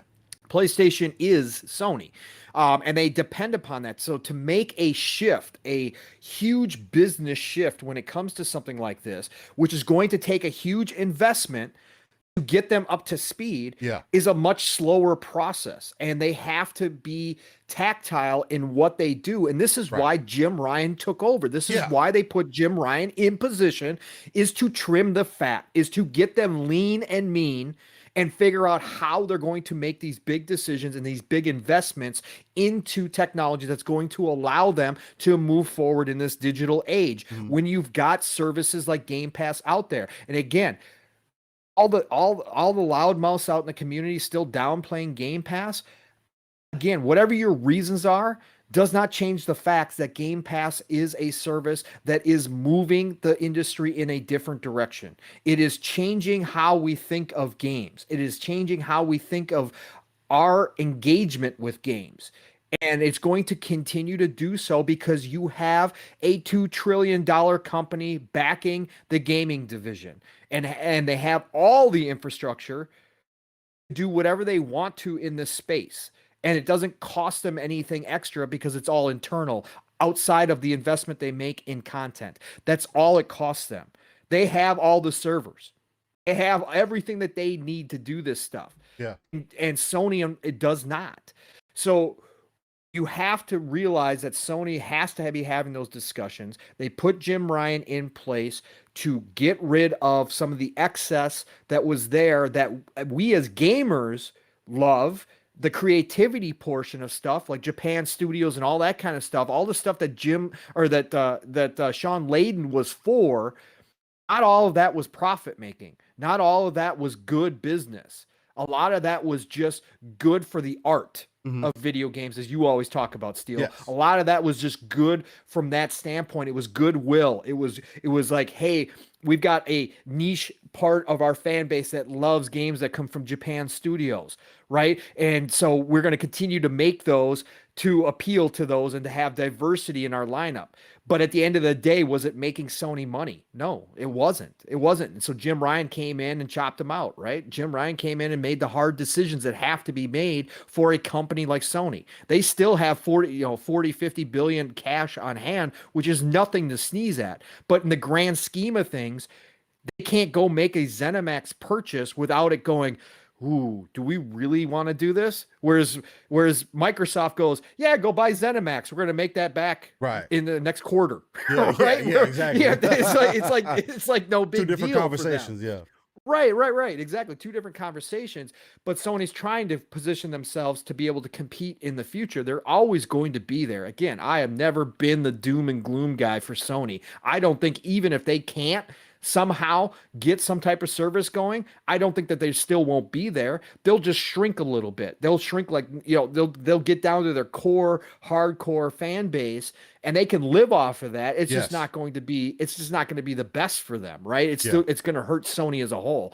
But yeah, again, looking at it, all this is speculation because we don't know what their future plans are until they actually start moving on some of this stuff, until we actually start getting clarity as to where they're going to go, if they are going to get a Game Pass-like service, if they're going to just beef up PS Now, if they're going to integrate their music and movies, which I've been saying from the get-go they should do. It is something that they have that Xbox doesn't have. It is increased value to that service. At the end of the day, until we get clarity and find out what their roadmap looks like going forward, again, all this is just fun speculation, and it is just shout out to Mav, pun intended there, but it is just fun speculation, and we are just looking at the chess moves being made from a business standpoint and how interesting it is to watch these companies all come from different angles. Again, this is like one of the first times ever we have the three major players in the video game world. Nintendo's been doing it for a while, but with Xbox shifting over to Game Pass being the platform, we now have the three major players all in different positions coming at this industry from different angles and attempting to do different things. And it's always fun to watch this movement and see how they're going to react to each other. So one of the important keys that you hit on in that conversation was just saying, Jim Ryan being the the money man. You know what I mean? Like, I know a lot of people are like, oh, we need to get Jim Ryan. We need to get him the fuck up out of here. We don't need him. He doesn't know what's going on. It's like, hey, there's a petition going around, man. Yeah, there's a petition going around, but guess what? He's also the most beneficial part that you have in Sony right now. You want Sony to stay afloat? You want Sony to continue to be competitive? They're going to have to start making these moves a lot sooner than you may think they need to. And they understand that. It's like, I don't want people to get that misconstrued. They understand that, and they know that, and they're working on that. Sony hates to be behind the ball, especially within in the gaming sphere. It's something that they really pride themselves in. You can tell. Again, I mean, they put out quality content. I don't necessarily agree with this quality versus quantity fucking argument that's going on around the internet, because again, I obviously might not be that great of a quality because I still don't give a hell about it. You know what I mean? Like, they're cool, like they're cool games, but it's like, I don't care. You know what I mean? I even made a post the other day just to be kind of a rebel a little bit, and start up a little bit of mess. Nobody replied to it, so I figured nobody was really looking for the smoke. It was also late, but where I was saying, just to be funny, because I can say the same thing for this, is that I believe, I'm not gonna say I don't fully believe this, not now at least. I believe that games that don't have a multiplayer experience tied to them are worth $60, $70. Period. Sure. So it's like, but I was saying that just to give people that opposite perspective. It's like, you can't say one for one and then not say the other for the other. It's like, you have to keep your opinions balanced and understand that the consumer is going to spend money on whatever the consumer feels like they want to spend money on. At the end of the value day, is what another the value the value is what any one person feels it is. Exactly. That's how it always has been. Value is the key word for the day and will always be the key word, because that's what's important. People care about value. What are you getting? Your bang for your buck. The hardcore care about these games that y'all keep talking about, but the in between is only because Sony's popularity and what they've done over the last decade. It is what it is, or last couple decades, honestly. But even for Xbox to be in that same conversation should show y'all where things are going. You know what I mean? Like, the fact that Xbox came in almost a decade behind already and is pretty much in the same conversation with Sony. Like, when you think of competition, you're only talking about Sony and Microsoft. You're only talking about Xbox and PlayStation. That's the only competition we're ever talking about, because nobody ever wants to talk about Nintendo. Nobody ever wants to talk about what's happening on your Android phones, or your iPhones, or whatever other phone, the other places people are playing games at. We're not talking about that. We're talking about the two people that are meaningful and need to stay alive and keep each other afloat and keep competitive with one another in order to move gaming forward. Without Sony or Microsoft, where are we going to go into to innovate? Nintendo only innovates when they feel like they need to. And they won't, especially when you have, they're not going to feel like they need to, when you have juggernauts that are already taking that place. Why step into that frame when we already have a competitor, quote unquote, because they all talk to each other, man. Like, that's the other thing we can't be so remiss about. But when you have a competitor that covers all that, we can be the mobile side and stay on that. Whereas Xbox and PlayStation can be your home consoles. And now Xbox is telling you, we're not only trying to be your home, which is kind of giving a little bit of flack towards Nintendo, making people look at Nintendo kind of crooked, because now you're getting access to play your games on your mobile device. It doesn't have to be just on a Switch or a Game Boy of some sort that were the mobile devices, or a PSP, or whatever the case might be. There's so many other options being presented out there in the universe. But with that being said, again, I want to shout out everybody in the chat. I greatly appreciate everybody for being here this morning, tuned into the Living Split Screen Morning Show podcast, whatever you want to call us, where we're giving you that live, raw, uncut, organic, authentic, energetic game talk that only me and my guy Pawn Soul can provide. Look, we have some amazing people within the chat. I greatly appreciate all the mods that we have in there. Assassin Lupa, Pawn, I see Pawn over there saying some stuff in the chat too. I see you. You know, Assassin Loop has been Your shout out, brother. consistent. Appreciate you. Hey, man, you're on the show. I got to make sure you shout it out. But shout out to the mod Assassin Loop and keeping the conversations going. Rain, what's going on? Master Wrecked again. What's going on, guys? Geezer Prime, Wilbo Gaggins showed up. Trevor, what's going on, man? Spooky Sprocket still in here, rocking and rolling. Potion Sword Run, you already know what's good, my guy. Always love to have you here. Muppet, the great old Muppet. And who else we got in here? Look, man, if you're still here, locked in, tuned in to the living split screen, go ahead, send us a message. Say, yo, what's up? Loving the content. Hit that like button. Share us out. Subscribe. Tell your mama about it. Tell your stepdaddy about it. Tell your girlfriend from 10 years ago that the living split screen is live and we're coming to you raw and uncut. With that being said, it kind of works in on the back end of what we just talked about. And I wanted to fit this in to kind of wrap up our conversation. I know this might be quick, so that we can then move into our This Day in Gaming segment. And it's about Windows 11. And the main points that I wanted to bring out about Windows 11 or whatever the case might be is, again, Microsoft seeking to put gaming on the forefront or as a pillar of what they're doing. During that whole Windows 11 conference, one of the most, along with all the amazing things that they were bringing in, which I'm not going to get into super detail about or whatever the case might be, because let me be real with y'all, it wasn't that important. They were just they're making some good quality of life changes and some not so great. We'll see how it comes out. I personally don't start caring about the next version of Windows until a couple years later when all the bugs have been worked out, right? It's kind of like, I don't want to have that Windows 8 syndrome where it's like you go from Windows 7 to Windows 8 and you're like, oh, okay, I'm going to go back to Windows 7 because Windows 8 is trash. You know what I mean? Or you're going from Windows 2000 or... what are you saying? They haven't had the best track record? Yeah, no. Microsoft has always been on and off as far as Windows go. It's like going from Windows 2000. I believe it was 2000 to me. I was like, yeah, man, I'm gonna go back to Windows 98. Oh, you know what I'm saying? Like, it's just, I usually give these things a couple years to kind of work themselves out. For those inside the Insider program, much love to y'all. I'm not cool with my stuff.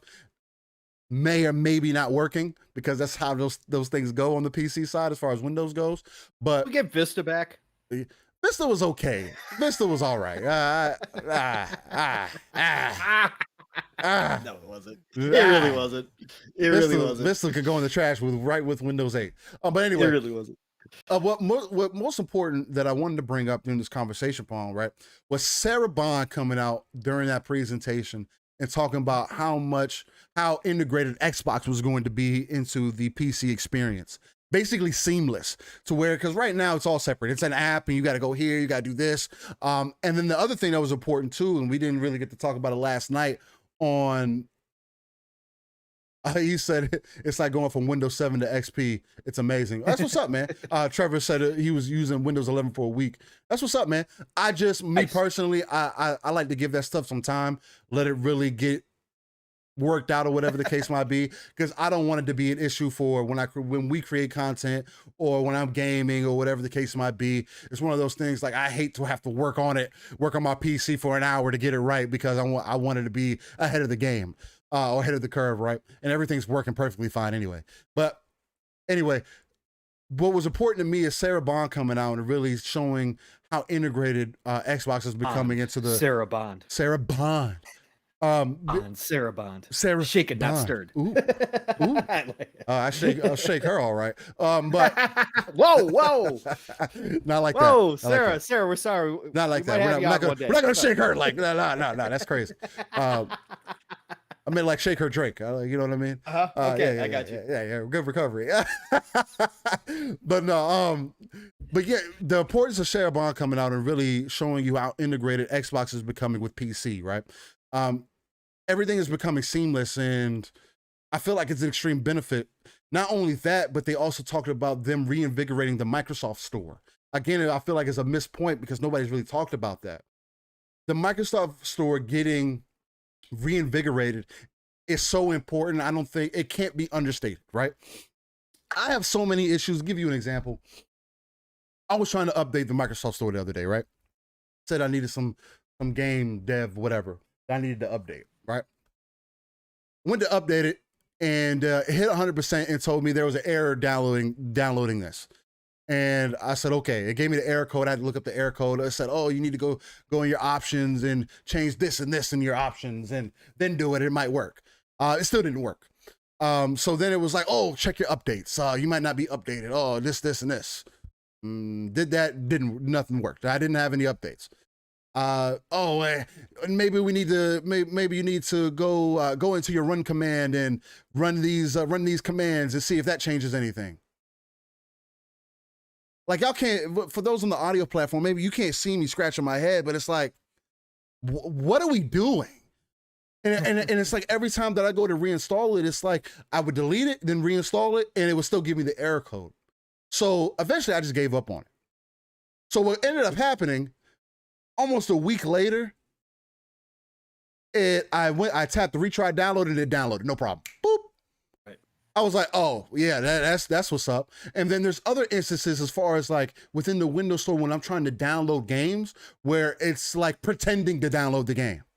Where it'll tell me, oh, like it's downloading. Oh yeah, your game's downloading. It's downloading in the background. Oh, it's taking up this much speed and this much bandwidth. And I notice it because it's slowing down my internet or whatever the case might be. I'm one of those people who I'm data capped or whatever the case might be. So when the internet gets slows down, it slows down.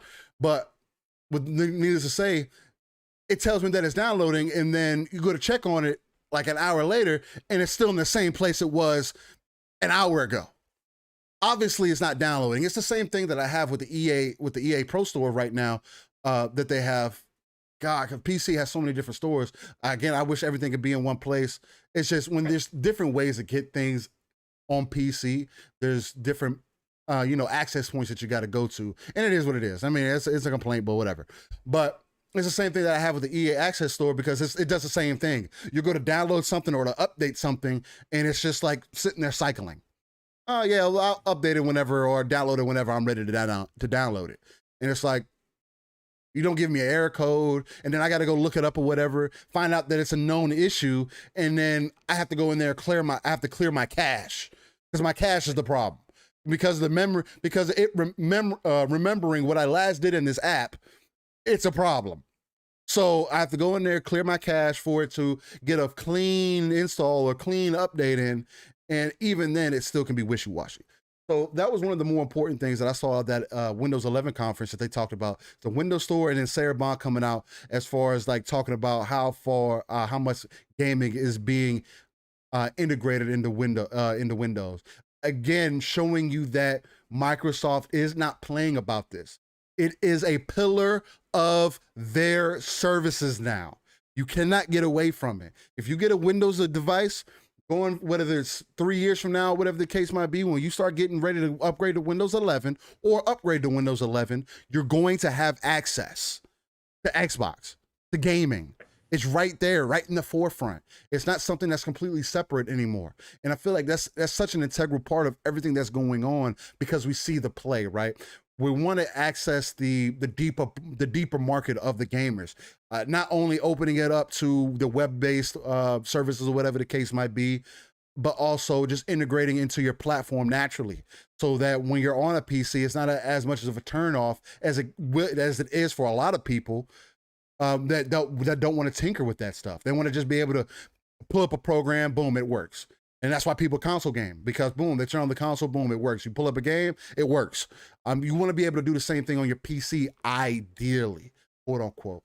So just to throw this to you a little bit, Pong, because I know you may not have a million things to say about it, but how important do you think that Sarah Bond coming out and showing people how integral Game Pass, the whole Microsoft, Xbox kind of soiree that they got going on, dance that they got going on, is important to not only PC players, but also just overall to the Xbox ecosystem and what it could mean in the future?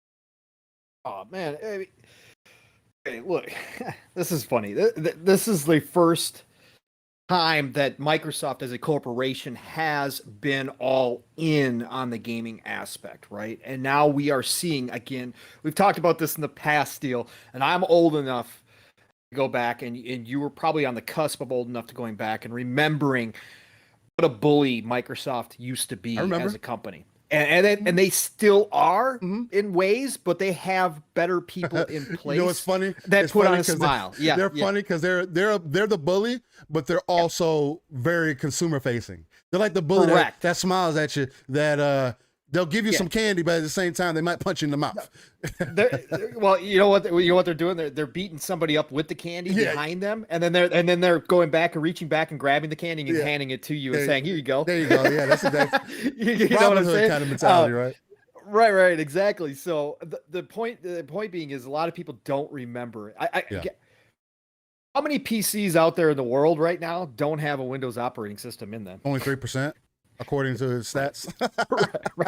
right. So when Microsoft's all in, and again, Microsoft and Xbox go hand in hand now. Yeah. So when I say Microsoft, I'm talking about Xbox, but Microsoft as a corporation is all in. Mhm.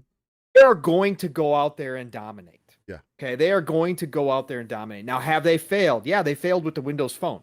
Yeah. Got stubborn with the Windows Phone, right? I would love to see a Windows Phone come back, but it's probably not going to happen at this point.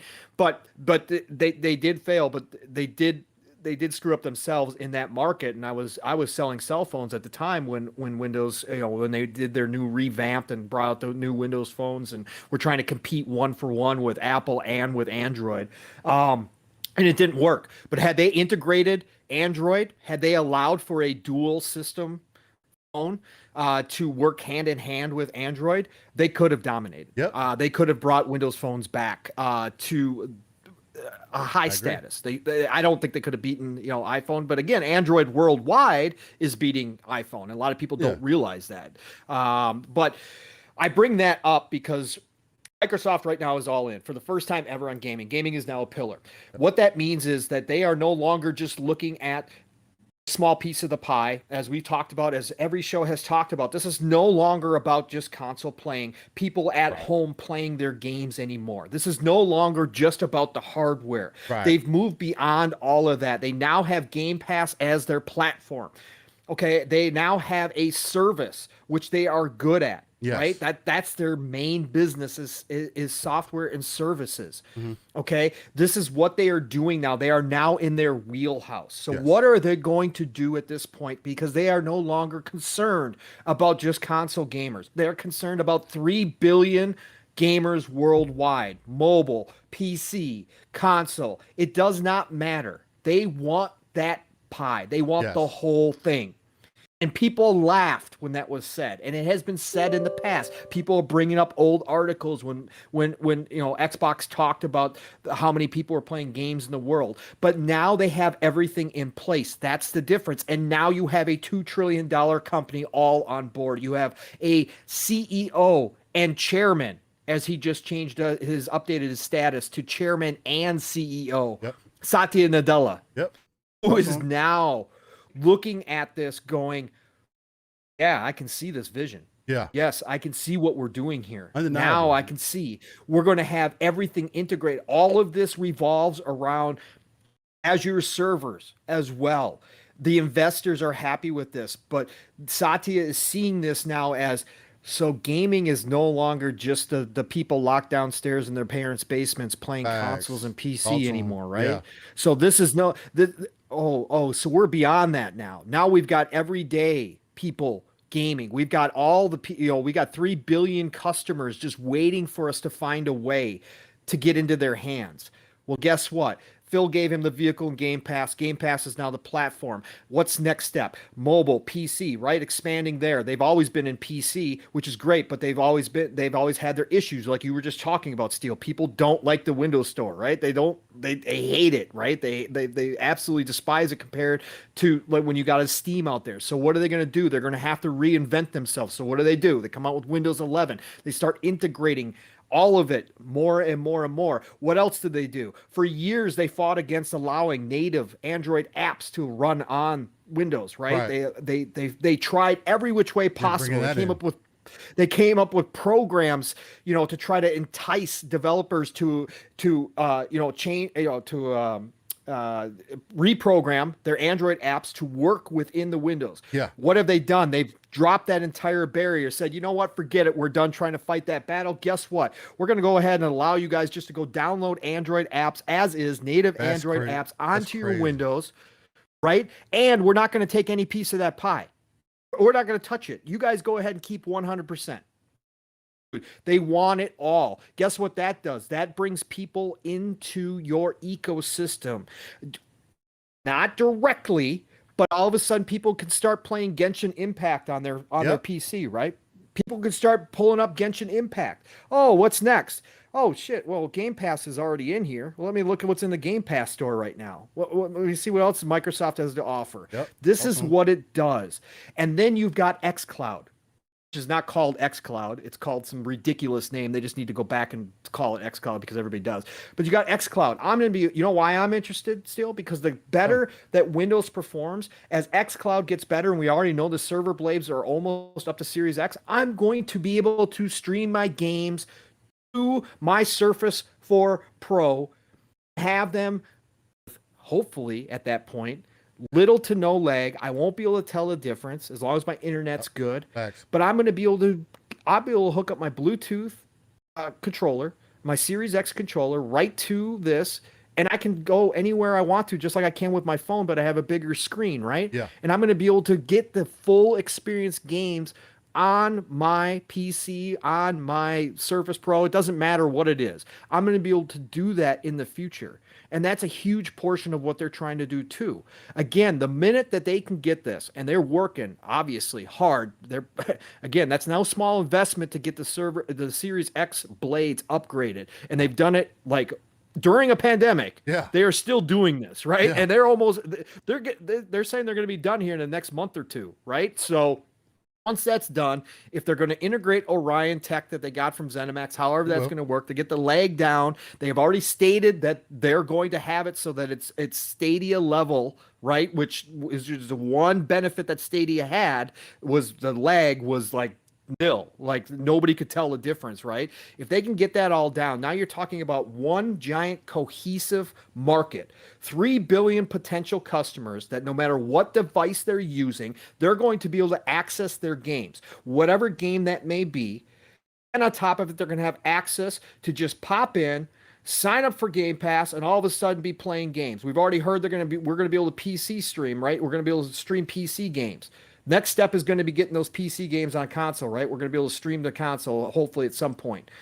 They want a one cohesive gaming world, right? For their ecosystem. They want everybody to have access to all of their content, just like they did for us console players, right? Where I can hop off of whatever, Gears of War, even though I'd never do this. I hop off Gears of War on console and go upstairs, go to bed and play it on my phone. Yeah. And all my save data is there. It's seamless. And Trevor brought up a good point with that, what you're talking about right now, saying that we didn't mention the whole xCloud upgrade that started rolling out to have games that actually play 120 FPS. And that's because of, like Pong was saying, those server blades being introduced or whatever the case might be. I don't know if they've fully been input yet. Like all of them have been done. I know they're still working on it, but you're already starting to start, like Trevor said, you're already starting to see the impact that it has, allowing you to get that better quality and the better frame rate. So my fault. Go ahead, continue. Oh no, absolutely. That's what it's all about. They want, again, this is about Microsoft as a corporation fully invested in the gaming market. What they see is all the potential in the world, and they understand in order to have everybody buy into this, the experience has to be seamless. It has to be integrated. Right. It has to be as easy as possible for people to transition from whatever they're doing, wherever they're doing it, to the next place. And that's what they're doing here. Yes. They're giving people the option to play anywhere. Yes. And when they say play anywhere, they literally mean play anywhere. That's what they want for people. And so again, all of this stuff with Windows 11 and what they were talking about, whether it was Sarah Bond, whether it was Satya talking about this stuff, whether it's something as simple as allowing those native Android apps to run on it, it's all part of the plan. Right. To get everybody anywhere that has access to a PC that has access to any type of device, like a cell phone, like a tablet. It does not matter. And allow them to log in and say, hey, I'm interested in playing on something. Interested in playing a game. Where can I find it? Oh, I can find it all here. Oh, the Windows Store no longer has the issues it does. I'm going to just buy it through the Windows Store because I know that I'm going to have all my information in that one spot. Why are Steam people so in love with Steam? Because they are so invested in that ecosystem. They have their entire game library through Steam, and it's easily accessible. Why do we hear all of a sudden Game Pass might be coming to Steam? Because Microsoft understands that experience and wants people to not have to transition, right? Or they want people to have to transition as little as possible to be able to access all their games and be in this community of gamers. And that's what they're looking at doing. And they are trying to break down as many barriers as possible. And that's what all of this is about. Yeah. It's a whole different game plan when you look at it. When you take the satellite view and you understand and you stop saying to yourself, Microsoft saying they want as many of the 3 billion gamers out there as possible and probably growing. As long as you remove that barrier from your head and say that's impossible, and then you start looking at what they're doing and all these little pieces and how they fit together, you understand they're serious. Yeah. They're going after it. 100%. They want it. 100%, man. And that's what's crazy about it, man. I mean, we're moving into a whole new era. Again, like you always say, people used to say it back in the day, but we're moving into like literally that golden age of gaming. Again, it's going to be an unmatched era. I mean, again, people felt like we were at Moore's Law, like nothing could get any better than where it's at right now. And we're constantly seeing it get better anyway. We're constantly reiterating on graphics, getting things a little faster, making you feel your games, and I feel like those things are so important. Bringing them to the wider audience. And we didn't even touch on the cloud gaming aspect or the cloud development aspect that they're going after, Steve. Oh yeah. I mean that's a whole different conversation. Right, they're trying to give the developers many tools as possible. Like we already have Unreal, we already have Unity, which is great, but Microsoft is talking about being able to develop entire games in the cloud without having to have all the extra stuff that you normally need when developing a game, and be able to use the power of the cloud. And I know that's an old meme, that's an old funny thing that people used to talk about, but it's real. True. They're going to allow you to build, they're going to allow independent developers to basically be able to use all the tools in the cloud, develop it without having to worry about all the excess stuff that you normally need, all the excess expenses that you normally need, and create your vision and give you nearly unlimited power. When they're talking about it. Yeah. And that's a whole nother level. That, like you said, we've been talking about Moore's Law and all this stuff. Microsoft is trying to find ways to do away with all of that and to say, no, that's not a reality. There's a lot of untapped power out there. There's a lot of untapped that we can create our own selves and we can change it. And that's what they're doing. It's crazy. No, it definitely is crazy. I mean, again, when we'll see those examples with games like Microsoft Flight Simulator was also using the power of the cloud to help provide what you're seeing from it. 2 petabytes or whatever the hell 2 it petabytes. is. And to give y'all what, because some people might not understand what a petabyte is. A petabyte is 1,000 terabytes. So 2,000 terabytes worth of data streaming into your console that you don't have to have in your console storage. You don't have to have the power. That is insane to think about. And all your console needs to be able to do is run it at 30 FPS or how they have it set up. And it's not so, not so great to the point where they can just do whatever with it, because you still have hardware limitations or whatever the case. And let's just be real. Again, people try to downplay it, but Microsoft Flight Sim is one of the most demanding, if not the most demanding title on PC right now. There are 3080 cards, 3090 cards that are unable to run this game at 60 FPS. They're getting like upwards of 45, under 60. You know what I mean? At 4K. So it just kind of gives you, and I only say that to give you a perspective of where we're at, right? Within the whole gaming atmosphere. So with that, we got a lot of amazing things happening, man. And gaming is going to become more transformative as we move down the road, man. Like you say, the golden age of gaming. Again, man, much love to everybody that's been here listening to the Living Split Screen podcast, morning show, whatever you want to call us. Again, where we give you that authentic, organic, uncut content that only me and my brother Pong can bring you.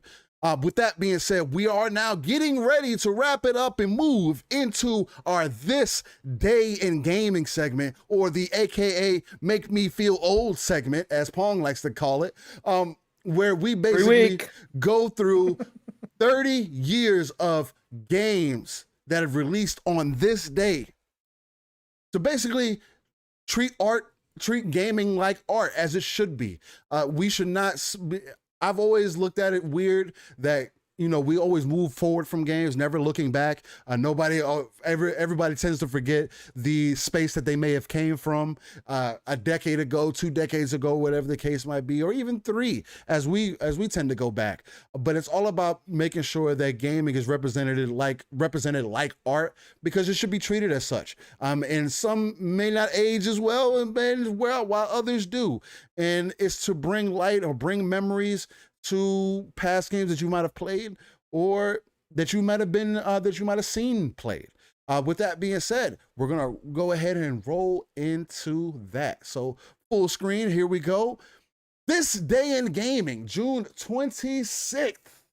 Man, it's crazy to think about how fast this year has been flying through, man. Get to think. It just gets faster and faster. Halo's coming out this year. So this is perfect. This is perfect for Make Me Feel Old, because it just keeps going faster and faster. It's going faster and faster. Let's go. So look, starting off with this Day in Gaming segment, brought to you by GameFAQs, because unfortunately I don't have the time to go back and do this myself at all times. So shout out to GameFAQs. Much love for putting this together and having this segment. Again, I feel like it's important because gaming should be treated as art, right? 21 years ago, in the year 2000, man, Nintendo 64 released Kirby 64, the Crystal Shards. Ooh, let's see if some of y'all might remember that. That was actually an excellent Kirby game. I actually thoroughly enjoyed that Kirby game. 15 years ago, we moved into 2006. PlayStation 2 released Naruto Ultimate Ninja, another one of those another one of those fighting games. 3D, I think it was a 3D fighting game, if I'm not mistaken. Great game. Those who have memories with it, shout out in the chat. Like, yo, what a fantastic game that was at the time. PC, they released Titan Quest. That doesn't sound familiar, but I was definitely, I was off the PC wagon at that point. Console gaming very, very heavily. Let's see. I believe 2006 was definitely Gears of War for me. I was definitely wrapped in Gears of War at that point. 2007, PSP released Final Fantasy. All right, okay. Bring those classics back. I see you. Because they sure did. Final Fantasy Origins, it definitely isn't doing it for y'all, but well, that's another conversation. Anyway, then on PC, they released Overlord. I'm not familiar with that. Overlord is a good game, man. Overlord released on 360 really also, so. Yeah, no, it's fantastic. You don't remember Overlord? You got to be the evil guy, and you had those little like goblin minions, and you got to direct them to go do things. The last iterations of them were terrible, but the first 2 Overlords were freaking awesome. I don't know if I you got to control these little minions. You got to send these little minions out. You were like this big dude in like a knight armor, like a death knight, and you had these little goblin minions. You were totally evil, and you had to go do all this crazy stuff. It's awesome, dude. Oh, that's what's up. I don't quite remember that game, but all good. No, fantastic. That's what's up. 2008, we move into the DS, the Bleach, the Third Phantom, released in Japan. Another classic game. It was actually it's actually one of those games that I actually was able to touch on a little bit. Got it imported. It actually was a pretty good game. I'm not gonna lie. Then we also have PSP, Class of Heroes, released in Japan. I'm not familiar with this. Then on the DS, here you go, the Disgaea series you may have been talking about. Disgaea DS released in Japan. Then on the Wii, you had Tales of Symphonia, Dawn of the New World, released in Japan. Ooh. Symphonia was actually, click on that one once. Let me see the cover of that one. If you can see it. I will you should see it in a minute when it pops up on YouTube. Try to make it a little bigger for you. See if you can see that Tales of Symphonia, Dawn of the. Click on that one. What's taking so? I got a big delay in my YouTube. Never mind. Do? Oh, it's all good. Yeah. Anyway, you'll see it here in a second. But yeah, I'll see it there in a second. Excellent. It was an excellent game. Well, I don't know if it was an excellent game, but it seems to be excellent. Pong has some memory with it, potentially. No. Sorry. No. He has no relation to it. All that for a no. All good. All that work. Well, wanted you to make sure. Hey, Steele, just keep wasting time. We're gonna go for 3 hours. I wanted you to make sure. Just having you click on these links. I wanted you to make sure that you didn't have any relation to it, because again, it might have sparked some memories. Yeah. PlayStation 2 released in the year 2008, the King of Fighters 98 Ultimate Match. Only in Japan. Well, that released in Japan. All right. Then in 2012 on the PlayStation 3. Oh, yeah. King of Fighters is a classic. 2012 PlayStation 3, Record of Agarest War 2. Not familiar with that title. Looks like another anime looking game, stylized kind of game. Looks interesting. Not my style.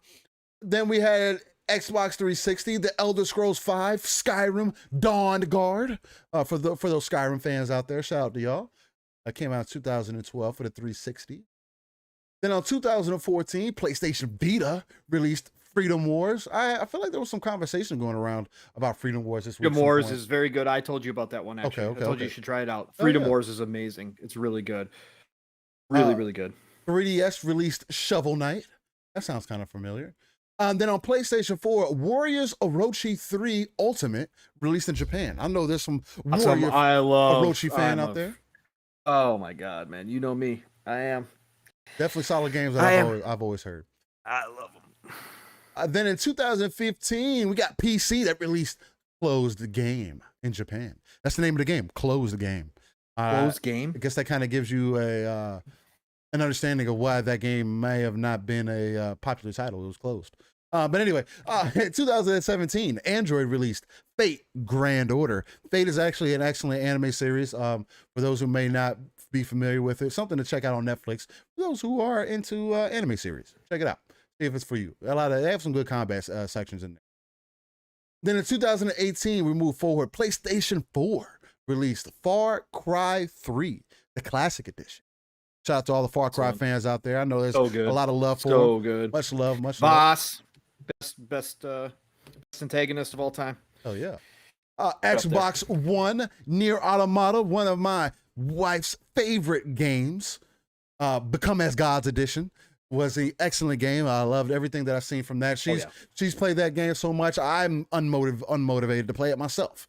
You know what I mean? I've seen so much gameplay. It's like, damn, I kind of know what the story is. But at the same time, I still want to go through it because I really enjoy the combat system and everything that is in that game, and the different the way they take advantage of the different game styles, from over the ages, you know what I mean? Or this top down, side scrolling, or just from the 3D aspect, from the over the shoulder, whatever, backed up from off the camera. They do a lot of great things. It's like Devil May Cry taken to that next level, you know what I mean? Then on PlayStation 4, they released Rainbow Skies and The Crew 2. I never got into The Crew, but that's what's up. The Crew was cool. I played around with the first Crew. I'll do the racing stuff. Rainbow Skies? No, don't remember. I'm not familiar with Rainbow Skies. Then Nintendo Switch, they released YS or Wise. What is that? 8 Lacrimosa of Donna? Whatever that is. I've never heard that title, but we'll run with that. Yes. I've never heard that title, but the Wise series is very good too. Okay, so it is called Wise. Okay. Yeah, Wise, yeah. Yeah, I believe that's 6. Yeah, that's 8. Wise 8. Lacrimosa of Donna. Shout out to that. Yeah, they got a good following. Very good. Very good. Okay, awesome. Shout out to y'all for the people that love that. And then on PC in 2020, 1 year ago, they released Empress 15th Anniversary, Sleepless, Mary's Endless Body Pillow, and more in Japan. I don't know how I feel about that title, but I guess that the title of that game tells you everything that you need to know. And that is your This Day in Gaming segment, where we go back 30 years, up to 30 years, and just kind of give you some memories, really dig back into your memory banks or whatever, and maybe reminisce about some games that you might have played in your past, and more so just so that gaming can be treated as art as it should be. With that being said, Pong, Another excellent episode of the Living Split Screen. This is episode 14. We've been at this for 14 weeks straight, getting it to them live, raw, and uncut, giving them that authentic, organic, energizing content to get the weekend started. Hopefully, everybody within the chats, everybody that's listening, has been enjoying it.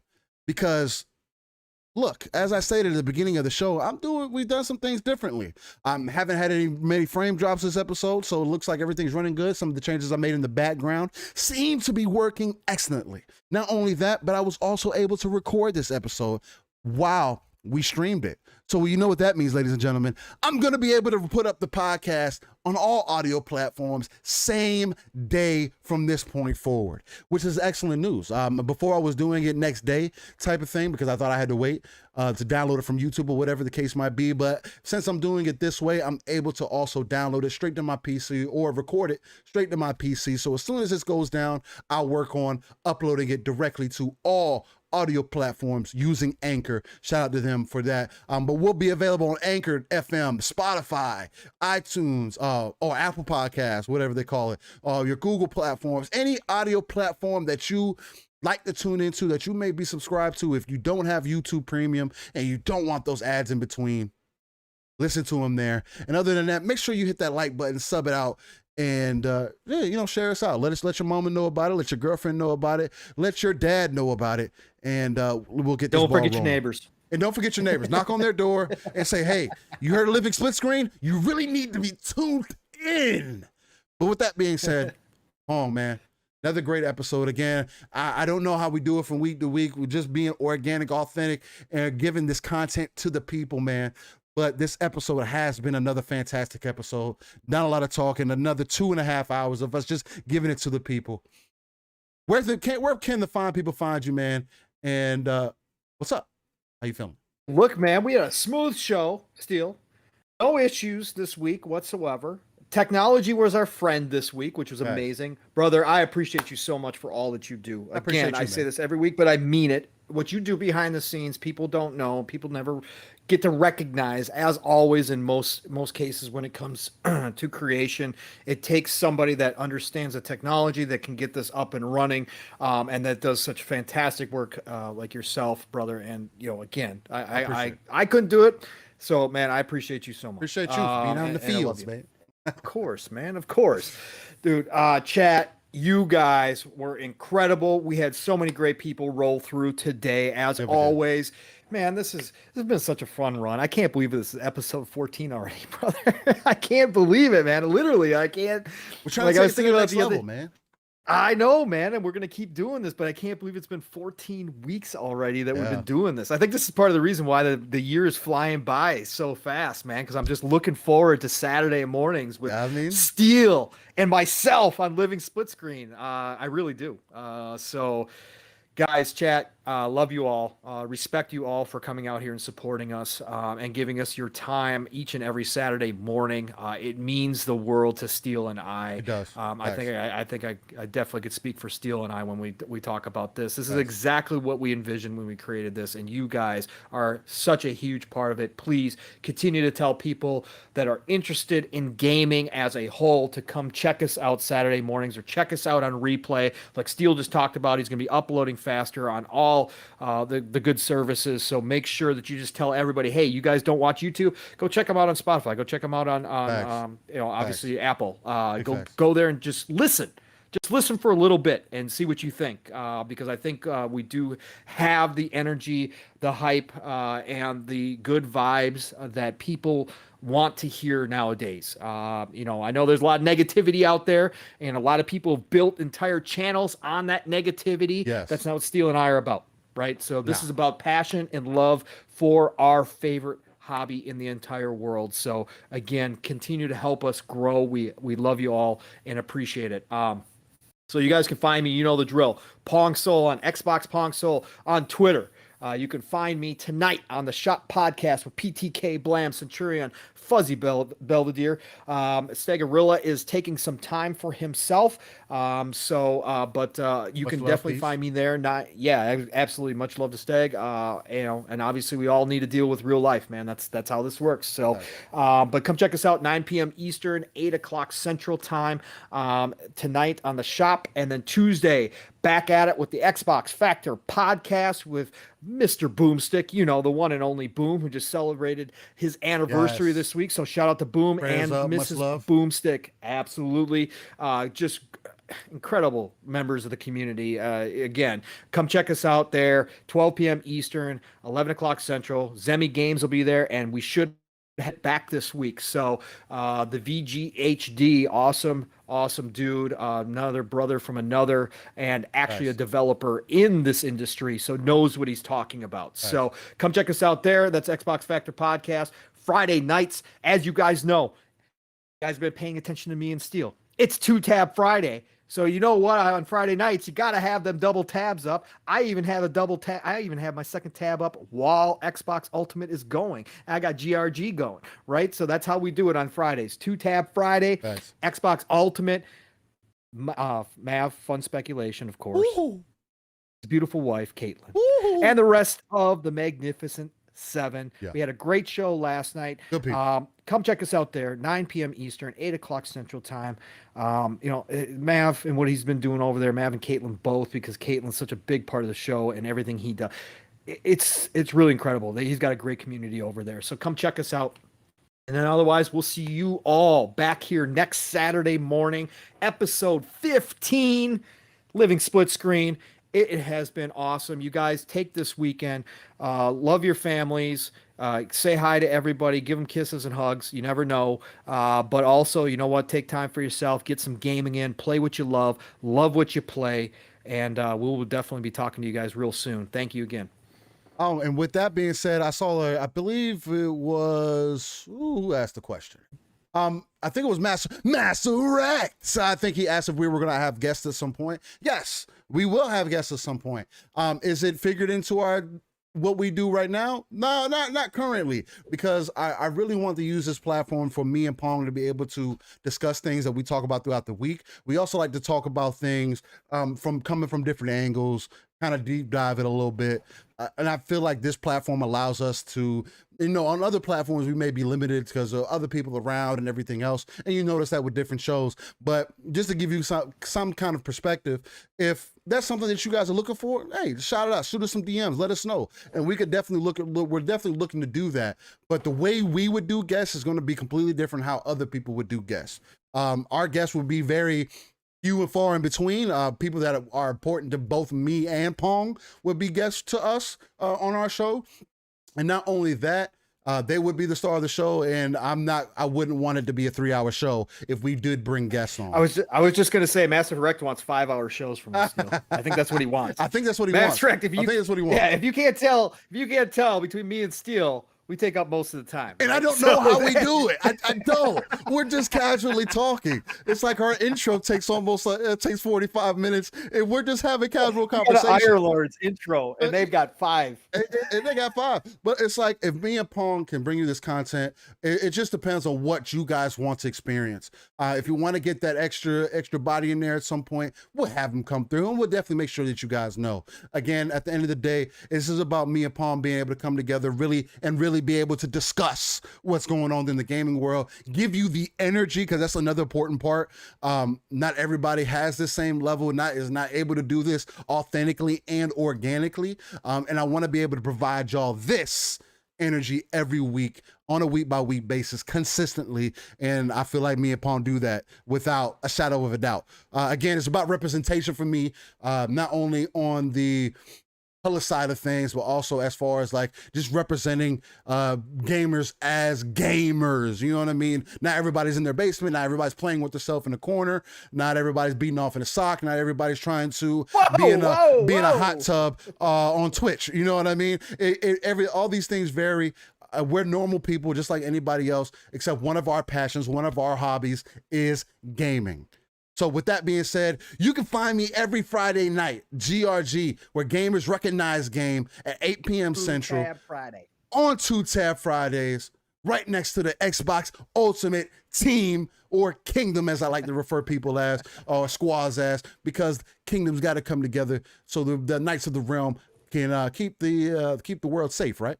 But not only that, again, your living split screen morning show, and I like to say your because it's about the people, not only what we bring to the table, but the people, where we bring you that live, raw, and uncut, organic, authentic, unfiltered content that only me and Palm Soul can bring you. With that being said, I still reign, I everywhere. Still, for those who don't know, the T is a 7 in the name. Type it into any search bar that you can find. You should be able to find me. With that being said, much love to everybody that was in chat today. Hopefully y'all have a fantastic Saturday, a fantastic weekend. And with that being said, see you, Yobi. We see you. We see you, Dragonheart. Much love. Again, shout out to the mod squad. But with that being said, like Pong says, play what you love what you play, and like I say, keep it live, raw, and uncut. Much love to everybody that's tuned in, and y'all stay easy. Peace.